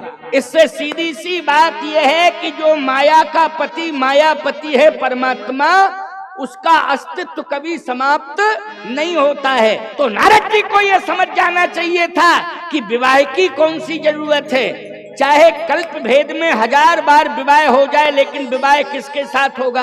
बोलो कल्प कल्प प्रति प्रभु अवतरही, चारु चरित नाना विधि करही। अगर कल्प भेद में भगवान का अवतार होता है तो बोलो विवाह राम जी का सीता जी के साथ होगा कि नहीं होगा? चाहे जितने बार धरती पर जन्म ले लें, लेकिन विवाह किसके साथ होगा? बोलो सीता जी के साथ होगा। अच्छा बोलो सियापत रामचंद्र की जय। सीता जी के पति रामई जी होंगे कि नहीं होंगे? राम जी की पत्नी बोलो सीता जी होंगी कि नहीं होंगी? तो सही बात तो यह है कि माया भले ही विवाह करे, लेकिन किसका वर्ण करेगी? मायापति का, मानी जगत पति का। तो नारद जी ये समझ गए कि अगर मेरी शादी इसके साथ हो जाए तो मैं अजर अमर हो जाऊंगा। उल्टा समझ गए नारद जी, उल्टा समझ गए नारद जी। नारद जी को यह समझना चाहिए था कि नहीं नहीं, इसका पति तो अजर और अमर है। वो अजर अमर का अर्थ है परमात्मा, जिसका कभी अस्तित्व नष्ट नहीं होता है। बोलो महाप्रलय में सारी दुनिया जलमग्न हो जाती है, लेकिन परमात्मा बटस्य पत्रस्य पुटे शयानम बालम मुकुंदम मनसा स्मरामि। बोलो बट के पत्ते पर भगवान जो है बैठे रहते हैं कि नहीं? और बोलो मार्कंडे ऋषि को दर्शन देते हैं कि नहीं देते हैं? और सारी दुनिया जलमग्न हो जाती है। महाप्रलय में भी जिसका अस्तित्व नष्ट नहीं होता है वही है परमात्मा। नारद जी ने कहा कि हो गया काम, मैं ही इससे शादी कर लूं। अब नारद जी कहने लगे राजा चिंता मत करो, परेशान होने की जरूरत नहीं है। तुम तो विवाह की तैयारी करो, वर अपने आप आ जाएगा। हमारी बात पर विश्वास करो, तुम्हें कहीं तलाशने नहीं जाना है, अपने आप ही आ जाएगा। तुम्हारी कन्या इतनी प्रभावशाली है कि कन्या को वर खोजने की जरूरत नहीं है, वर ही कन्या को खोजते खोजते आ जाएगा, वर ही आ जाएंगे। अच्छा एक बात बताओ, सीता जी इतनी प्रभावशाली हैं कि कहीं नहीं गई, ना उनके पिता कहीं गए। बोलो वर ही खोजते खोजते चले आए कि नहीं चले आए? अरे और तो छोड़ो, रघुवर ही चले आए। बोलो चले आए कि नहीं? ना जनक जी गए थे, ना जनक जी ने दूत भेजा था, ना कोई समाचार भेजा था। बोलो राम जी अपने आप चले आए कि नहीं चले आए? अपने आप, क्योंकि ये श्री सीता जी का प्रभाव है, जानकी जी का। और वही तो माया है। कौन माया है? जो माया जो है विश्व मोहिनी, वही माया है। बोले सीता जी के नाम में 2 विशेषताएं लगी हैं, सुनते जाओ। सुंदरता कह, सुंदरता कह सुंदर करई, और छवि ग्रह दीप सिखा जन बरई। ये सीता जी हैं विश्व मोहिनी, सुंदरता का सुंदर करई, छवि ग्रह दीप सिखा जन बरई। अच्छा माया का प्रमाण क्या है सीता जी के साथ? बोले माया का प्रमाण है श्रुति से तू पालक राम तुम जगदीश माया जानकी, जो सृजत जग पालित हरित रुख पाए कृपा निधान की। बोलो सीता जी को माया कहा कि नहीं? और सीता जी को सुंदरता कहा सुंदर करई, छवग्रह दीप सिखा जनु बरई। बस यही हाल लक्ष्मी जी का है। लक्ष्मी यश च बक्षसी, जैसे सीता राम के हृदय में सदा निवास करती हैं, वैसे ही लक्ष्मी जी सदा नारायण के हृदय में निवास करती हैं। इसलिए मायापति केवल एक है, दूसरा है ही। अब नारद जी सोचने लगे, माहौल बना दिया। बोले चिंता मत करो, वर यहीं आएगा और विवाह हो जाएगा, और तुम्हारी कन्या जो है विश्वमोहिनी स्वयं वरण कर लेगी, चिंता करने की जरूरत नहीं है। क्योंकि ये साधारण कन्या नहीं है, इसे सामान्य मत समझना, राजा परेशान मत हो। अब भगवान की माया ने अपना बहुत बड़ा विस्तार कर दिया, बहुत लंबा विस्तार हो गया माया का, याद रखना। नारद जी चले सोचने लगे कि भगवान से रूप ले लें। क्या ले लें? रूप ले लें। तो भगवान के पास बोलो मांगने के लिए गए हैं कि नहीं? भगवान को मांगने गए कि भगवान का रूप मांगने गए? जल्दी बोलो। भगवान का रूप मांगने गए, भगवान को मांगने नहीं गए। धर्म क्या कहता है कि हम भगवान के पास जाएं तो भगवान को मांगे, भगवान से ना मांगे। ये हमारा धर्म है, भगवान को ही मांग ले, भगवान से कुछ भी नहीं मांगना है। लेकिन नारद जी याद रखना, भगवान से मांगने के लिए जा रहे हैं क्या? रूप। और जैसे ही पहुंचे बोले आपन रूप, आपन रूप देव प्रभु मोही, आन भात नहीं पाओ ओही। आप अपना रूप दे दो। भगवान ने कहा नारद अभी आते थे तुम तब कुछ भी नहीं मांगते थे, लेकिन इस बार तुम आए हो। बोले हाँ महाराज काम से आया हूं। ओ काम ने का मौका मिल गया, अब बढ़िया प्रेम से पहुंच जाओ नारद के पास, क्योंकि नारद ने का काम से आया। देखो काम चला गया था लेकिन काम वापस आ गया। बोलो आ गया, मौका पाके काम वापस आ गया। नारद जी ने भगवान से कहा कि काम से आए हैं। किससे आए हैं? काम से आए हैं। भगवान के पास काम से नहीं जाया जाता है, भगवान के पास तो भगवान के निमित्त ही जाया जाता है। भगवान ने कहा अच्छा अच्छा। लक्ष्मी जी मुस्कुरा पड़ी। भगवान ने कहा काम से आए हो तो काम बताओ, काम बताओ। नारद जी ने कहा शादी करनी है। अच्छा शादी करनी है? किससे करनी है शादी? बोले विश्व मोहिनी से। अब लक्ष्मी जी स्वयं विश्व मोहिनी है, तो लक्ष्मी जी ने जो है अपने आंचल से मुंह ढक लिया। ये क्या बोल रहा है? ये मेरा बेटा जो है इस प्रकार से आए बाएं साए बक रहा है। बोलो हैं नारद जी बेटा है कि नहीं? बोलो क्या है? जल्दी बोलो। नारद जी बच्चा हैं, बेटे ही तो हैं, भगवान के बेटा हैं। जब नारायण के बच्चे हैं तो लक्ष्मी जी के कौन हुए? जल्दी बोलो। बच्चे। और कोई भी बच्चा, अच्छा वो भी बालक नहीं, समझदार बच्चा इस प्रकार की भाषा बोले तो ईमानदारी से समझ जाओ भांग खा ली है। उसने क्या कर लिया? बोले भांग खा ली। एक बार जो हमारी सेवा करता था चेला, अब तो वो मर गया, चेला सेवा करता था मेरी बराबर। एक दिन लोगों ने उसको भांग पिला दी शिवरात्रि पर, और जैसे ही आया दंडवत रोज की तरह करता था तो हमें आशीर्वाद देता था। उस दिन भांग खा के आया, मैंने कहा खुश रहो। बोला तुम भी खुश रहो। अरे हमने कहा क्या हो गया है उसको, दिमाग खराब हो गया क्या? तो पीछे जो आ रहा था महात्मा हंस रहा था। बोले भांग पी ली इसने, भांग पी ली इसने। इसको ये पता ही नहीं कि हम गुरुजी से कैसी बात कर रहे हैं, ये नहीं पहचान रहा है कि ये गुरुजी हैं। अच्छा मोह का नशा चढ़ गया कि नहीं चढ़ गया? नारद के ऊपर जो नशा आया है, नारद के दिमाग में जो नशा चढ़ गया है, वो मोह का नशा चढ़ गया है। और मोह का विश्व मोहिनी से मोह हो गया है। अरे विश्व मोहिनी कहाँ नहीं है, भगवान के चरणों की सेवा कर रही है। बोलो क्षीर सागर में नारायण सर सैया पर लेटे हुए हैं, से सैया पर लेटे हैं, और लक्ष्मी जी क्या कर रही हैं? बोलो भाई, लक्ष्मी जी चरण दबा रही हैं। बोलो दासी है कि नहीं? चरण दबा रही हैं। भगवान की अंक सायनी है, भगवान विष्णु की धर्म पत्नी है। यही है माया, और भगवान विष्णु है मायापति। और नारद जी क्या कह रहे हैं? विश्व मोहिनी से शादी करना चाहता हूं। अब लक्ष्मी जी स्वयं विश्व मोहिनी है, बैठी थी तो एकदम उन्होंने अपना पल्लू ऐसे कर लिया। भगवान विष्णु ने कहा क्या हो गया है लक्ष्मी? लक्ष्मी जी बोली कुछ नहीं हुआ, अब मैं थोड़ा अंदर जा रही हूं इमरजेंसी में, आप बात कर लो। अरे बैठो बैठो बैठो बैठो बैठो। नहीं नहीं मैं नहीं सुनना चाहती हूं। क्यों, क्या है? कहे वाणी में बड़ा प्रदूषण है। अच्छा बोलो भाई, बेटे की वाणी अगर असंयमित निकल पड़े तो माँ सुनना नहीं चाहती, ना बाप सुनना चाहता। बोलो सुनना चाहते माँ बाप? और बाप एक बार कठोर दिल करके सुन ले, भले ही सुन ले, लेकिन माँ तो दूर चली जाएगी। क्या बक रहा है, पता नहीं क्या हो गया।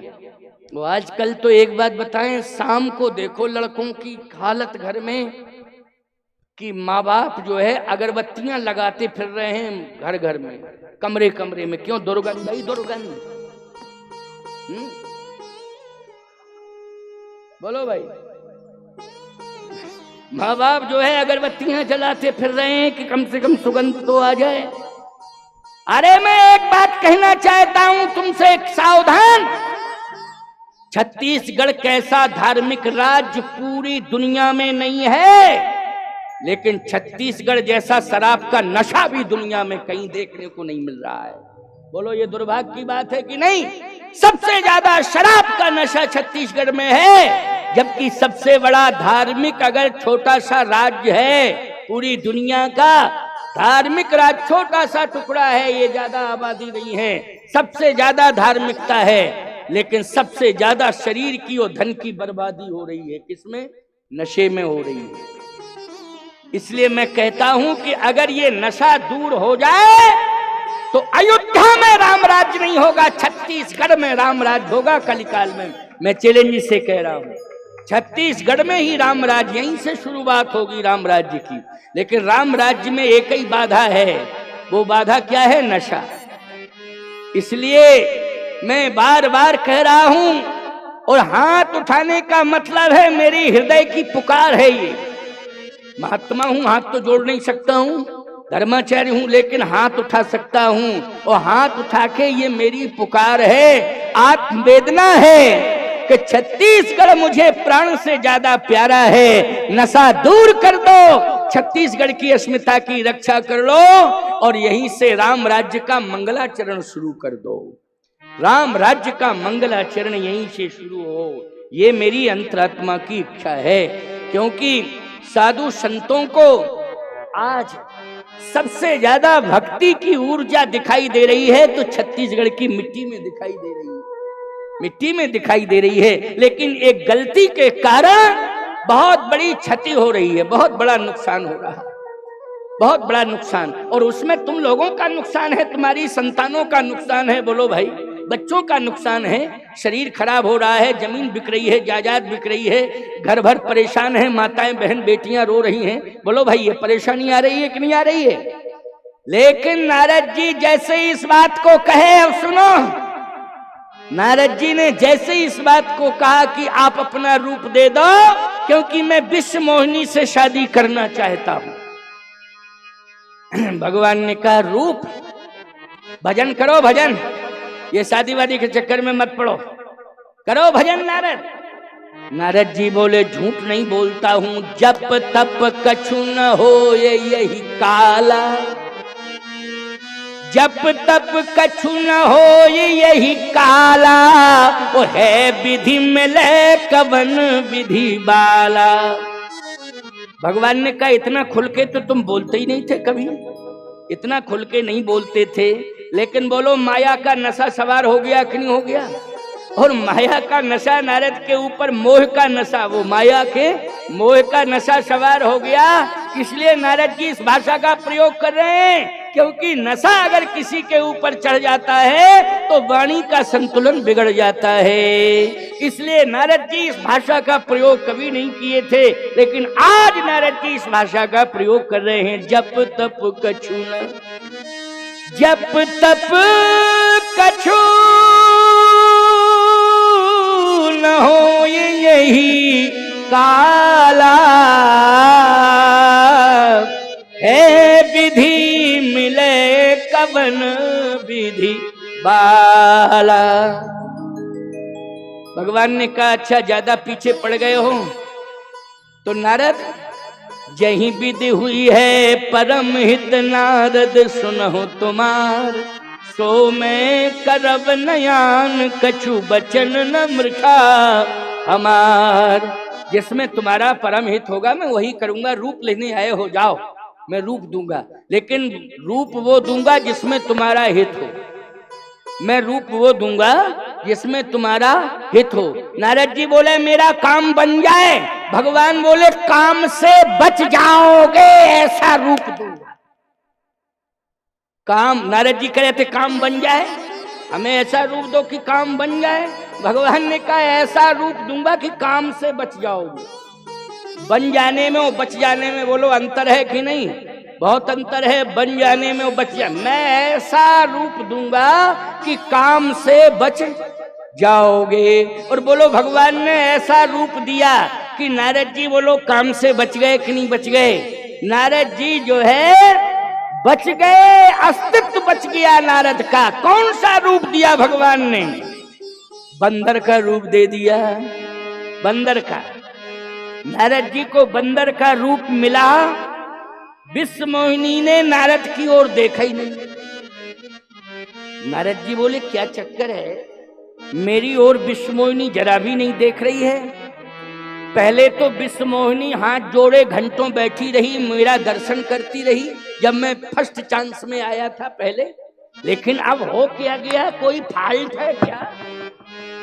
पहले जब आया था तो आरती उतार रही थी और हाथ जोड़ के प्रार्थना कर रही थी और दर्शन कर रही थी। बोलो साधु संत महात्मा आ जाते घर भर दर्शन करता है कि नहीं करता है? बोलो हाथ जोड़े रहते हो, चाहे बच्चियां हो, चाहे बच्चे हों, बहू हों, बेटियां हों, चाहे भाई बंधु कोई हो, पूरा घर क्या करता है? दर्शन करता है। नारद जी बोले क्या बात है, ये विश्व मोहिनी इतना क्यों बदल गई कि मेरी ओर देखना ही नहीं चाहती है? समझ में बात नहीं आ रही है। अब नारद जी ने कहा चलो कोई बात नहीं है, विश्व मोहिनी हमारी ओर नहीं देख रही, जा हम ही सामने पहुंच जाए विश्व मोहिनी के तो देखेगी। तो नारद जी विश्व मोहिनी के सामने ही खड़े हो गए और जैसे ही नारद जी खड़े हुए विश्व मोहिनी के बगल में भगवान प्रकट हो गए। कौन? लक्ष्मी नारायण भगवान स्वयं विष्णु प्रकट हो गए। विश्व मोहिनी ने भगवान विष्णु के गले में जयमाला डाल दी, दुल्हन ले गए लक्ष्मी। नारद जी बोले ओहो हो धोखा धोखा धोखा, इतना बड़ा धोखा दिया। देखो इसका मतलब है कि मुझे जाना ही नहीं चाहिए था। ये थोड़ी जानते थे कि शादी के चक्कर में यही पड़ गए, यही पड़ गए। रूप नहीं दिया हमको बल्कि स्वयं आ गए शादी कराने के चक्कर में। देखें रूप कौन सा है, तो देखा तो बंदर का रूप। अब और क्रोध आ गया। क्या आ गया? क्रोध। अच्छा बोलो, काम चला गया था वापस आ गया, क्रोध चला गया था क्रोध भी वापस आ गया। बोलो आ गया कि नहीं आ गया? जल्दी बोलो। काम भी आ गया और क्रोध भी आ गया। और शादी के रूप मांग रहे हैं तो लोभ आ गया और विश्व मोहिनी से मोह। बोलो काम क्रोध लोभ मोह सब वापस हो गए कि नहीं हो गए? इसलिए मैं कहता हूं कि भगवान को मांग लेते तो ये कभी आते नहीं। भगवान से मांगने के चक्कर में पड़ गए तो सब आ गए, काम क्रोध लोभ मोह ये सबने डेरा डाल दिया है। इसलिए जीवन में हम एक सूत्र दे रहे हैं कि आप भगवान से केवल भगवान को मांगा करो और कुछ भी मत मांगा करो। जो भगवान के पास होगा वो आपका हो जाएगा, क्योंकि भगवान ने सिग्नेचर किया है श्रीमद् भगवद गीता में। भगवान का हस्ताक्षर है कि अनन्यास चिंतयन्तो माम ये जनः पर्युपास्ते तेषाम नित्याभियुक्तानाम योगक्षेमम वहाम्यहम्। जो केवल मुझे ही मानता है, केवल मुझे मांगता है, मुझे मानता है, मैं उसका संपूर्ण योगक्षेम वहम करता हूं। फिर उसे कुछ भी करने की जरूरत नहीं पड़ती है। ईमानदारी के साथ बताओ, पढ़ते नहीं हो गीता, समझते भी नहीं हो गीता, रामायण को सुनते जरूर हो लेकिन रामायण पर चलते नहीं हो, इसलिए तुम्हें परेशानियां भोगनी पड़ रही हैं, इसलिए तुम्हारे सामने समस्याएं आती जा रही हैं। अब आगे की बात सुन लो, बहुत महत्वपूर्ण बात है। अंतिम 15 मिनट 20 मिनट 5:30 बजे आरती, समझ गए हो कि नहीं? 15-20 मिनट के बाद आरती, 5:30 बजे वैसे भी विश्राम होता। आज जल्दी ही बैठ गए थे। आज तो हम 3:35 पर आ गए थे और 4:45 बजे 4:45 बजे से कथा शुरू कर दी थी। समझ रहे हो कि नहीं? और फिर बोलते ही तो जा रहे हैं। क्या आप चुप बैठे रहे बीच में? जब से शुरू किया तब से बोलते ही जा रहे हैं। बोलो बोलते जा रहे हैं कि नहीं? और इतना बोलते जा रहे हैं कि तुम आनंद ले रहे हो, हमारा पसीना निकल रहा है। बोलो भाई, ये प्रत्यक्ष को प्रमाण की जरूरत है क्या? तुम देख नहीं रहे हो निकल रहा है कि नहीं? हाँ, तुम्हें आनंद आ रहा है बहुत महाराज, आज तो विशेष ही आनंद मिल रहा है? गन्ने का रस पीते हो तो आनंद मिलता है, लेकिन गन्ने से पूछो किस तरह पीता है, तब रस निकलता है उसमें। क्यों भाई? पीने वाले को बहुत ही आनंद मिलता है, लेकिन गन्ने की दशा बिगड़ जाती है, पूरा रस ही निकल जाता है उसका। इसलिए कोई बात नहीं है। पेयम पेयम श्रवण पुटके राम नामाभिरामम, पियो पियो राम कथामृत पियो, राम नामामृत पियो, भजनामृत पियो। बोले यही तो हम पिला रहे हैं। बोलो राम कथामृत पिला रहे हैं, अमृत है ये, यही कलयुग का अमृत है। कलयुग का अमृत तुम कहो महाराज चंद्रमा के पास है तो जाओगे चंद्रमा के पास? चंद्रमा के पास नहीं जा पाओगे। तुम में क्षमता है कि चंद्रमा के पास पहुंच जाओ? हैं? अच्छा आप कहो महाराज शंकर जी के मस्तक पर चंद्रमा है, शंकर जी के पास तो पहुंच ही जाएंगे, लेकिन चंद्रमा के पास बाद में पहुंचोगे, शंकर जी के सामने सांप खड़ा हुआ है, फंस करेगा, तो भागोगे पीछे। बोलो भागोगे कि नहीं भागोगे? चंद्रमा के पास बाद में पहुंचोगे, पहले आगे कौन बैठा है जल्दी बोलो? सांप बैठा हुआ है, गले में अटका, वो आगे फण किए है, तो अमृत मिलेगा तुम्हें कि मौत मिलेगी? बोलो। इसलिए मैं कहता हूं कि तुम्हें राम कथा मृत जहां पिलाया जा रहा है, वहां तुम्हें चंद्रमा भी मिल जाएगा और शंकर जी भी मिल जाएंगे, सभी देवता मिल जाएंगे, कहीं जाने की जरूरत नहीं है। यहीं पर सब बैठे हुए हैं। देखो देवता यज्ञ में बैठे कि नहीं बैठे हैं? ये देवता संपूर्ण यज्ञ में बैठे हैं। और बोलो रामायण में शंकर जी बैठे हैं कि नहीं बैठे हैं? जो कथा हम तुम्हें सुना रहे हैं, रच महेश निज मानस राखा, पाए सुसमय शिवासन भाखा। बोलो कौन बैठे हैं रामायण में? शंकर जी बैठे हुए हैं। मिल रहे शंकर जी की नहीं? हनुमान जी कहाँ बैठे हैं? रामायण में बैठे हैं। और सीताराम कहाँ बैठे हैं? बोले रामायण में बैठे हैं। अच्छा जितने भी देवता देवी देवता हैं सब किस में बैठे हैं? रामायण में। वही अमृत तो तुम पी रहे हो। इससे बढ़िया आनंद और क्या हो सकता है? जीवन का सबसे सुंदर क्षण, सबसे बड़ा लाभ आपको मिल रहा है। एक बात और सुन लो, कल मैं 1 बजे आ जाऊंगा, क्योंकि कल मुझे हर हालत में 1 बजे के बाद कथा कहनी है और 2:30 बजे में चला जाऊंगा। तुम लोग आओगे तो ठीक है, नहीं आओगे तो ठीक है। अगर ये लग रहा है कि नहीं महाराज जी से कथा सुननी है तो बोलो समय से आना पड़ेगा कि नहीं? अगर ये कहते आप कि महाराज बताया क्यों नहीं था, इसलिए पहले बता दिया मैंने, तुम ये कह सकते थे महाराज पहले बताना चाहिए था, तो पहले तो बता रहे हैं, सब सुन रहे हो।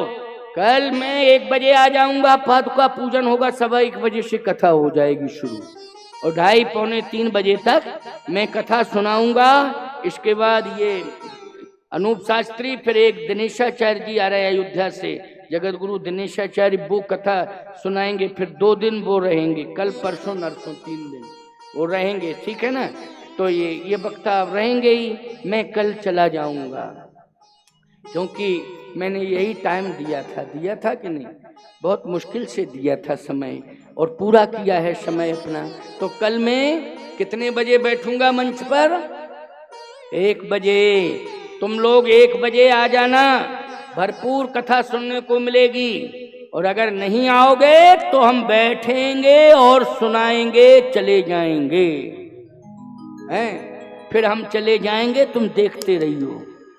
हम तो चले जाएंगे, तुम देखते रहियो, देखते रहना। महाराज कहाँ गए कहाँ गए? अरे रोको रोको, हम रुकने वाले नहीं, चले ही जाएंगे। इसलिए ध्यान से सुनो, आप कल 1 बजे आ ही जाना। माताओं बहन बेटियों, घर के काम काज जल्दी निपटा लेना, जल्दी से जल्दी जो भी तुम्हारे घर की दिनचर्याएं हों उनको पूरा कर लेना, निवृत्त हो जाना, समय से आ जाना कथा सुनने के लिए। भरपूर कथा मंगलाचरण मेरे द्वारा ही होगा मंच का। अब आओ सुन लो, नारद जी को भगवान ने कौन सा रूप दिया? बंदर का।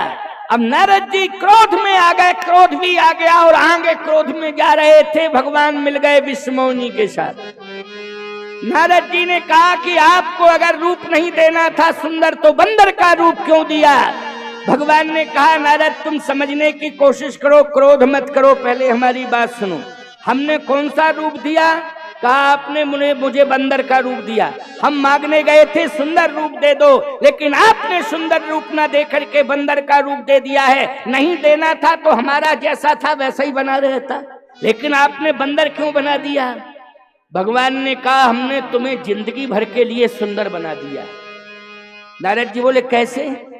कहा हम अगर तुम्हें सुंदर रूप दे देते तो 3 दिन के लिए सुंदर और शादी के बाद जिंदगी भर के लिए बंदर। अच्छा, तुलसीदास जी ने रामायण में लिखा है कि शादी के बाद, देखो शादी के पहले चेहरा देखना अपना, शादी के पहले फोटो खिंचाना और फिर शादी में फोटो खिंचाना और शादी के बाद फिर 6 महीने साल भर बाद फोटो खिंचाना और फिर देखना, बोलो चेहरा बदला मिलेगा कि नहीं?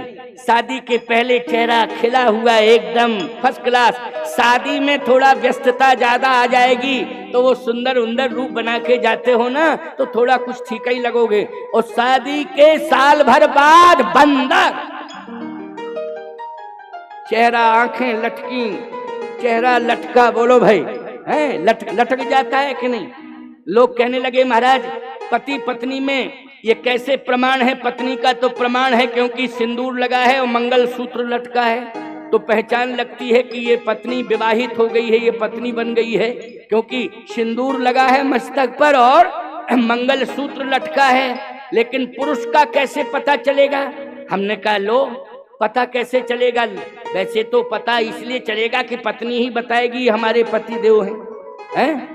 बोले महाराज मान लो कोई संकोची स्वभाव की है, नहीं बताती है तो, संकोची स्वभाव की नहीं बताती तो हमने कहा इनका सिंदूर और मंगल सूत्र लटका, पहचान है ये पतिव्रता नारी है। और हमने कहा तुम्हारा चेहरा लटका, मुंह लटका, मुंह लटका मतलब चेहरा उदास हो जाता है, दुखी होते हो, क्यों?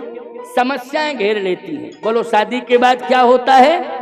समस्याएं घेर लेती हैं, उलझने खोपड़ी के ऊपर आ जाती हैं और तुम्हारा सौंदर्य दूर चला जाता है, क्रोध चेहरे पर छा जाता है, शालीनता दूर हो जाती है, क्रोध चेहरे पर आ जाता है, शालीनता दूर हो जाती है, क्रोध चेहरे पर आ जाता है, विरूपीकरण हो जाता है।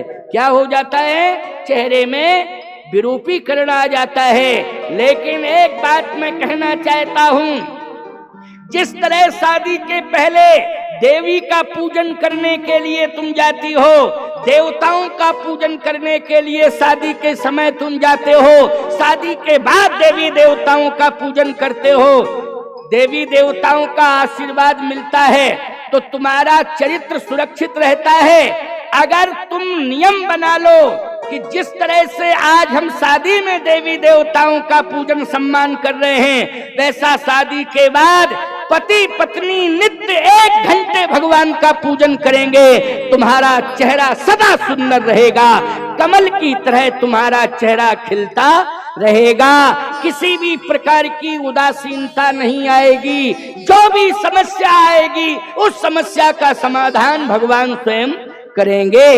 इसलिए मैं कहना चाहता हूं कि चेहरा उदास हो रहा है, इसमें पता नहीं कितने प्रकार की समस्याएं दिखाई दे रही हैं, तुम बैठे जरूर हो लेकिन चिंता में बैठे हुए हो क्योंकि समस्याओं ने घेर रखा है। इसलिए भैया पति पत्नी अपना जीवन सीता राम जी की तरह बितावें, भगवान की आराधना करो, भगवान की कथा सुनो, राम कथा अमृत पीते रहो, अमृत पीते रहो। अमृत पीने से क्या होगा? शरीर तुम्हारा दुनिया से चला जाएगा, लेकिन राम कथा अमृत पीने वाले की कीर्ति अमर हो जाएगी सदा सदा के लिए। कीर्ति कभी मरेगी नहीं, शरीर नाशवान है, चला जाता है, लेकिन कीर्ति अमर रहती है। इसलिए कीरत कलित ललित सिंह पी की आरत श्री रामायण जी की। नारद विवाह किसके साथ कर रहे थे जल्दी बताओ? नारद जी ने कहा विश्व मोहिनी के साथ। अच्छा एक बात बताओ, मुझे क्या मानते हो, हमारा तुम्हारा नाता क्या है? नारद जी ने कहा आप मेरे पिता हो, मानते हो? हाँ। अच्छा एक बात बताओ, पिता मुझे मानते हो, लक्ष्मी को क्या मानते हो? नारद जी बोले माता। आप मेरे पिता हो, वो मेरी माता है। अच्छा, एक बात बताओ, विश्व मोहिनी के साथ तुम विवाह कर रहे थे ना? हाँ। विश्व मोहिनी का अर्थ क्या होता है? नारद जी ने कहा विश्व मोहिनी का अर्थ आप ही बताओ। भगवान ने कहा विश्व मानी संसार और मोहिनी मानी मोहित करने वाली, अर्थात संसार को मोहित करने वाली मेरी माया, और माया मेरी पत्नी है। मैं माया का पति हूं और ये विश्व मोहिनी माया है, जिस माया ने अपने पति का वर्ण किया है, माया पति का। तो ये है माया और मैं हूं माया पति, इसलिए माया ने माया पति का वर्ण कर लिया। तुम मेरे पुत्र हो, लेकिन माया के तुम कौन हो? कहे उनका भी पुत्र हूं। तो पुत्र हो तो पुत्र किसके साथ विवाह करता है? जल्दी बोलो। माता पिता जिसके साथ विवाह करते हैं, पुत्र उन्हीं के साथ विवाह करता है। ईमानदारी के साथ बताओ, कभी पुत्र माँ के साथ विवाह करता है? नारद जी बोले कान पकड़ रहा हूं, भूल हो गई, पाइमाम पाइमाम कह के चरणों में गिर पड़े।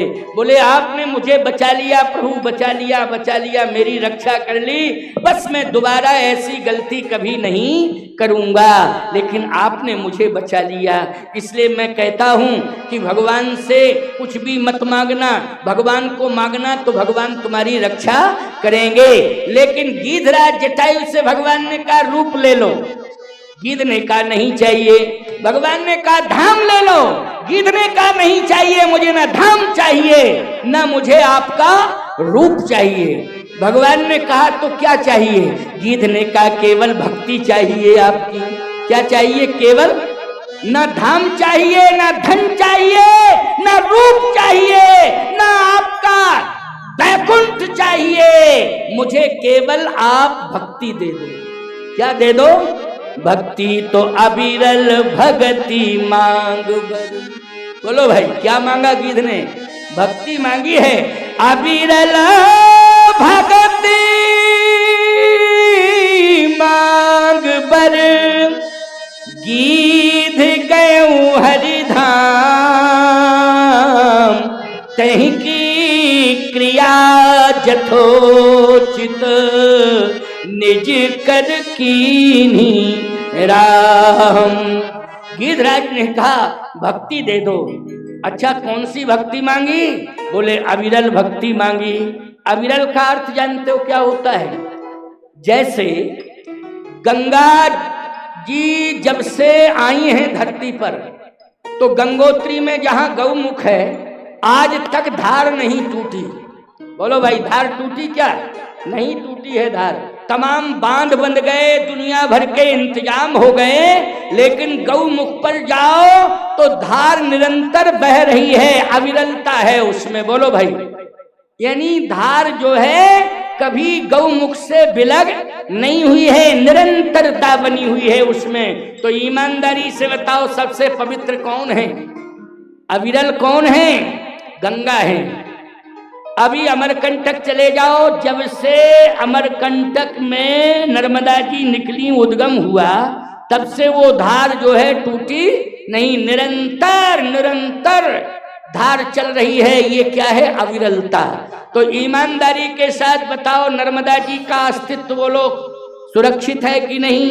ये सबसे बड़ी नदियां मानी जाती हैं, पुनीत और पवित्र नदियां मानी जाती हैं, सदा अस्तित्व में रहती हैं। तो क्या कहा है जानते हो गिद्धराज जी ने? हे प्रभु, अविरल भक्ति, मुझे ऐसी भक्ति दो, अविरल भक्ति कि मेरा आपका नाता कभी टूटे ना, निरंतरता बनी रहे इसमें, कभी मैं एक पल एक क्षण भी आपसे अलग ना रहूं।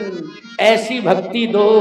तो बोलो, भगवान से कुछ नहीं मांगा, केवल भगवान को ही मांगा कि नहीं कि मैं आपसे कभी दूर न रहूं, आपसे मैं कभी बिलग न हूं। अविरल भगति मांग बर, अविरल भगति मांग बर, गिद्ध गयऊ हरिधाम, तहीं की क्रिया जथोचित, निज कर कीन्ही राम।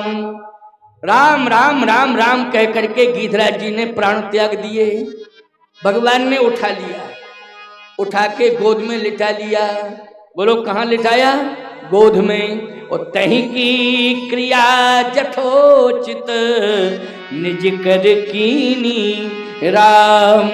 भगवान ने अपने हाथों में लेकर के अपने हाथों से ही गिधराज जी की अंतिम क्रिया की है।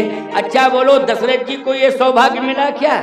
दशरथ जी की अंतिम क्रिया किसने की थी? भरत ने की थी। कल की कथा मैंने आपको सुनाई। अंतिम क्रिया भरत ने की थी दशरथ जी की, और गिधराज जी की अंतिम क्रिया राम जी ने की है। भरत जी महात्मा हैं, राम जी परमात्मा हैं।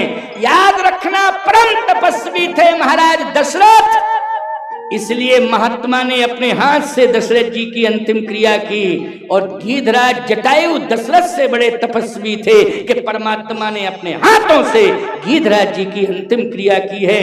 रामा अवतार में केवल एक ही प्रमाण मिलता है कि अंतिम क्रिया परमात्मा ने केवल गिधराज जी की है, इसके अलावा कोई दूसरा प्रमाण नहीं मिलता है। इसलिए गिध से बड़ा कौन हो सकता है? जल भरी नयन, अरण्य कांड है।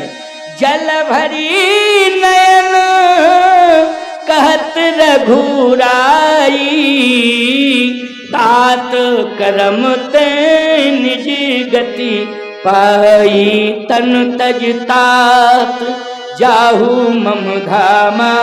गिध ने कहा फिर मुझे अकेला भेज रहे हो? नहीं नहीं नहीं नहीं, मैं आपके बिना नहीं रहूंगा, आपके धाम, आप यहाँ हो, धाम चला जाऊं? नहीं नहीं। भगवान ने गिध देह तज धर हरि रूपा। उसी समय गिध शंख चक्र गदा पद्म लेकर के प्रकट हो गया और श्री राम के अंतःकरण में समाहित हो गया। प्यारे राममय हो गया। बोलिए सत्यनारायण भगवान की। ये है कर्म की पराकाष्ठा। बोलो है ना, ये कर्म की पराकाष्ठा है। इसलिए तुम किसान हो, तुम कर्म से नाता जोड़े हो। बोलो किससे नाता जोड़े हो? कर्म से। और कर्म क्षेत्र में तुम अनुभवी भी हो। बोलो हो कि नहीं? और अगर हम कह दें कि तुम कर्म में, जैसे किसी मछली से कहा जाए कि तुम पानी के अंदर सदा रहो, वो खुश हो जाएगी। वाह वाह वाह, बहुत बढ़िया बहुत बढ़िया। एक मछली से कहो कि तुम पानी के अंदर रहोगी, ये मैं तुम्हें वचन देता हूं, खुश हो जाएगी कि नहीं? और किसी मछली से कहो कि सोने के पिटारे में हम बंद करके रखेंगे, तो मछली कहती 2 घंटे बाद मर जाऊंगी। क्या सोना मुझे बचा लेगा? नहीं बचा पाएगा। जल मुझे बचा पाएगा? किसान हो, ईमानदारी से बताओ, अगर हम तुम्हें कर्म से जोड़ देंगे तो मुस्कान आ जाएगी। बोलो क्या आ जाएगी? मुस्कान आ जाएगी। वाह, महाराज जी ने बहुत अच्छी बात कही। और हम ये कह दें कि तुम्हें चित्रकूट में 5 वर्ष तक भजन करना पड़ेगा, नैमिषारण्य में 11 वर्ष तक भजन करना पड़ेगा, तब तुम्हें भगवान मिलेंगे, तो उदास हो जाओगे। ना हम 5 वर्ष चित्रकूट में रह पाएंगे, ना 11 साल हम नैमिषारण्य में रह पाएंगे। और हम कहें कि हम तुम्हें जिला मुंगेली के जोता नहना गांव में, आसपास पत्थरगढ़ी चंद्रगढ़ी गांव में रहने के लिए कह रहे हैं, और खेत खलियान में सेवा करते रहना, भगवान तुम्हें यही मिल जाएंगे। बोलो खुश हो जाओगे कि नहीं हो जाओगे? चेहरे पर मुस्कान आ जाएगी। बहुत बढ़िया बात महाराज। अब तो हम मन लगा के अपना काम करेंगे, मन लगा के घर को संभालेंगे, मन लगा के घर को संभालेंगे, और जो भी घर के अंदर आएंगे अतिथि, उनकी सेवा करेंगे, संत पधारेंगे, उनकी आरती उतारेंगे, यज्ञ होगा, मुक्त हस्त से कर्म की मेहनत से दान करेंगे, यज्ञ को सफल करेंगे। बोलो प्रसन्न हो जाओगे कि नहीं? इसलिए कर्म, गिधराज जी ने जो भगवान का स्वरूप पाया है वो कर्म के बल पर पाया है। तुम भी कर्म अच्छा करो, और ऐसा कर्म, गिध ने अपना कर्म भगवान को समर्पित किया है, ऐसा काम तुम करो कि अपना संपूर्ण काम कर्म जो है भगवान के लिए समर्पित कर दो। कर दोगे तो कहीं भटकने की आवश्यकता नहीं पड़ेगी, सब कुछ तुम्हें यहीं मिल जाएगा। अब क्या क्या मिलेगा कल सुनाएंगे। 5:30 बज रहे हैं, 2 मिनट का कीर्तन करो। इसके बाद कल का टाइम क्या दिया है? 1 बजे का टाइम दिया है, जल्दी आ जाना। 1 बजे आ जाएंगे हम, 1:15 बजे से प्रवचन करेंगे, 2:30 पौने 3 बजे यहाँ से चले जाएंगे। इसलिए हमारा प्रवचन सुनना है तो समय से आ जाना, अधिक से अधिक संख्या में आना। आइए कीर्तन कर लीजिए। श्री राम जय राम जय जय राम, श्री राम जय राम जय जय राम, श्री राम जय राम जय जय राम, श्री राम जय राम जय जय राम, श्री राम जय राम जय जय राम, श्री राम जय राम जय जय राम, श्री राम जय राम जय जय राम, श्री राम जय राम जय जय राम, श्री राम जय राम जय जय राम, श्री राम जय राम जय जय राम, श्री राम जय राम जय जय राम, श्री राम जय राम जय राम, श्री राम जय राम जय जय राम।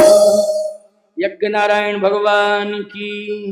आइए आरती हो, आरती के बाद फिर आनंद से कथा सुन लिए। यज्ञ भगवान की परिक्रमा कर ली हो तो अच्छी बात, नहीं की हो तो 1-2 परिक्रमा लगा के फिर निकल जाना।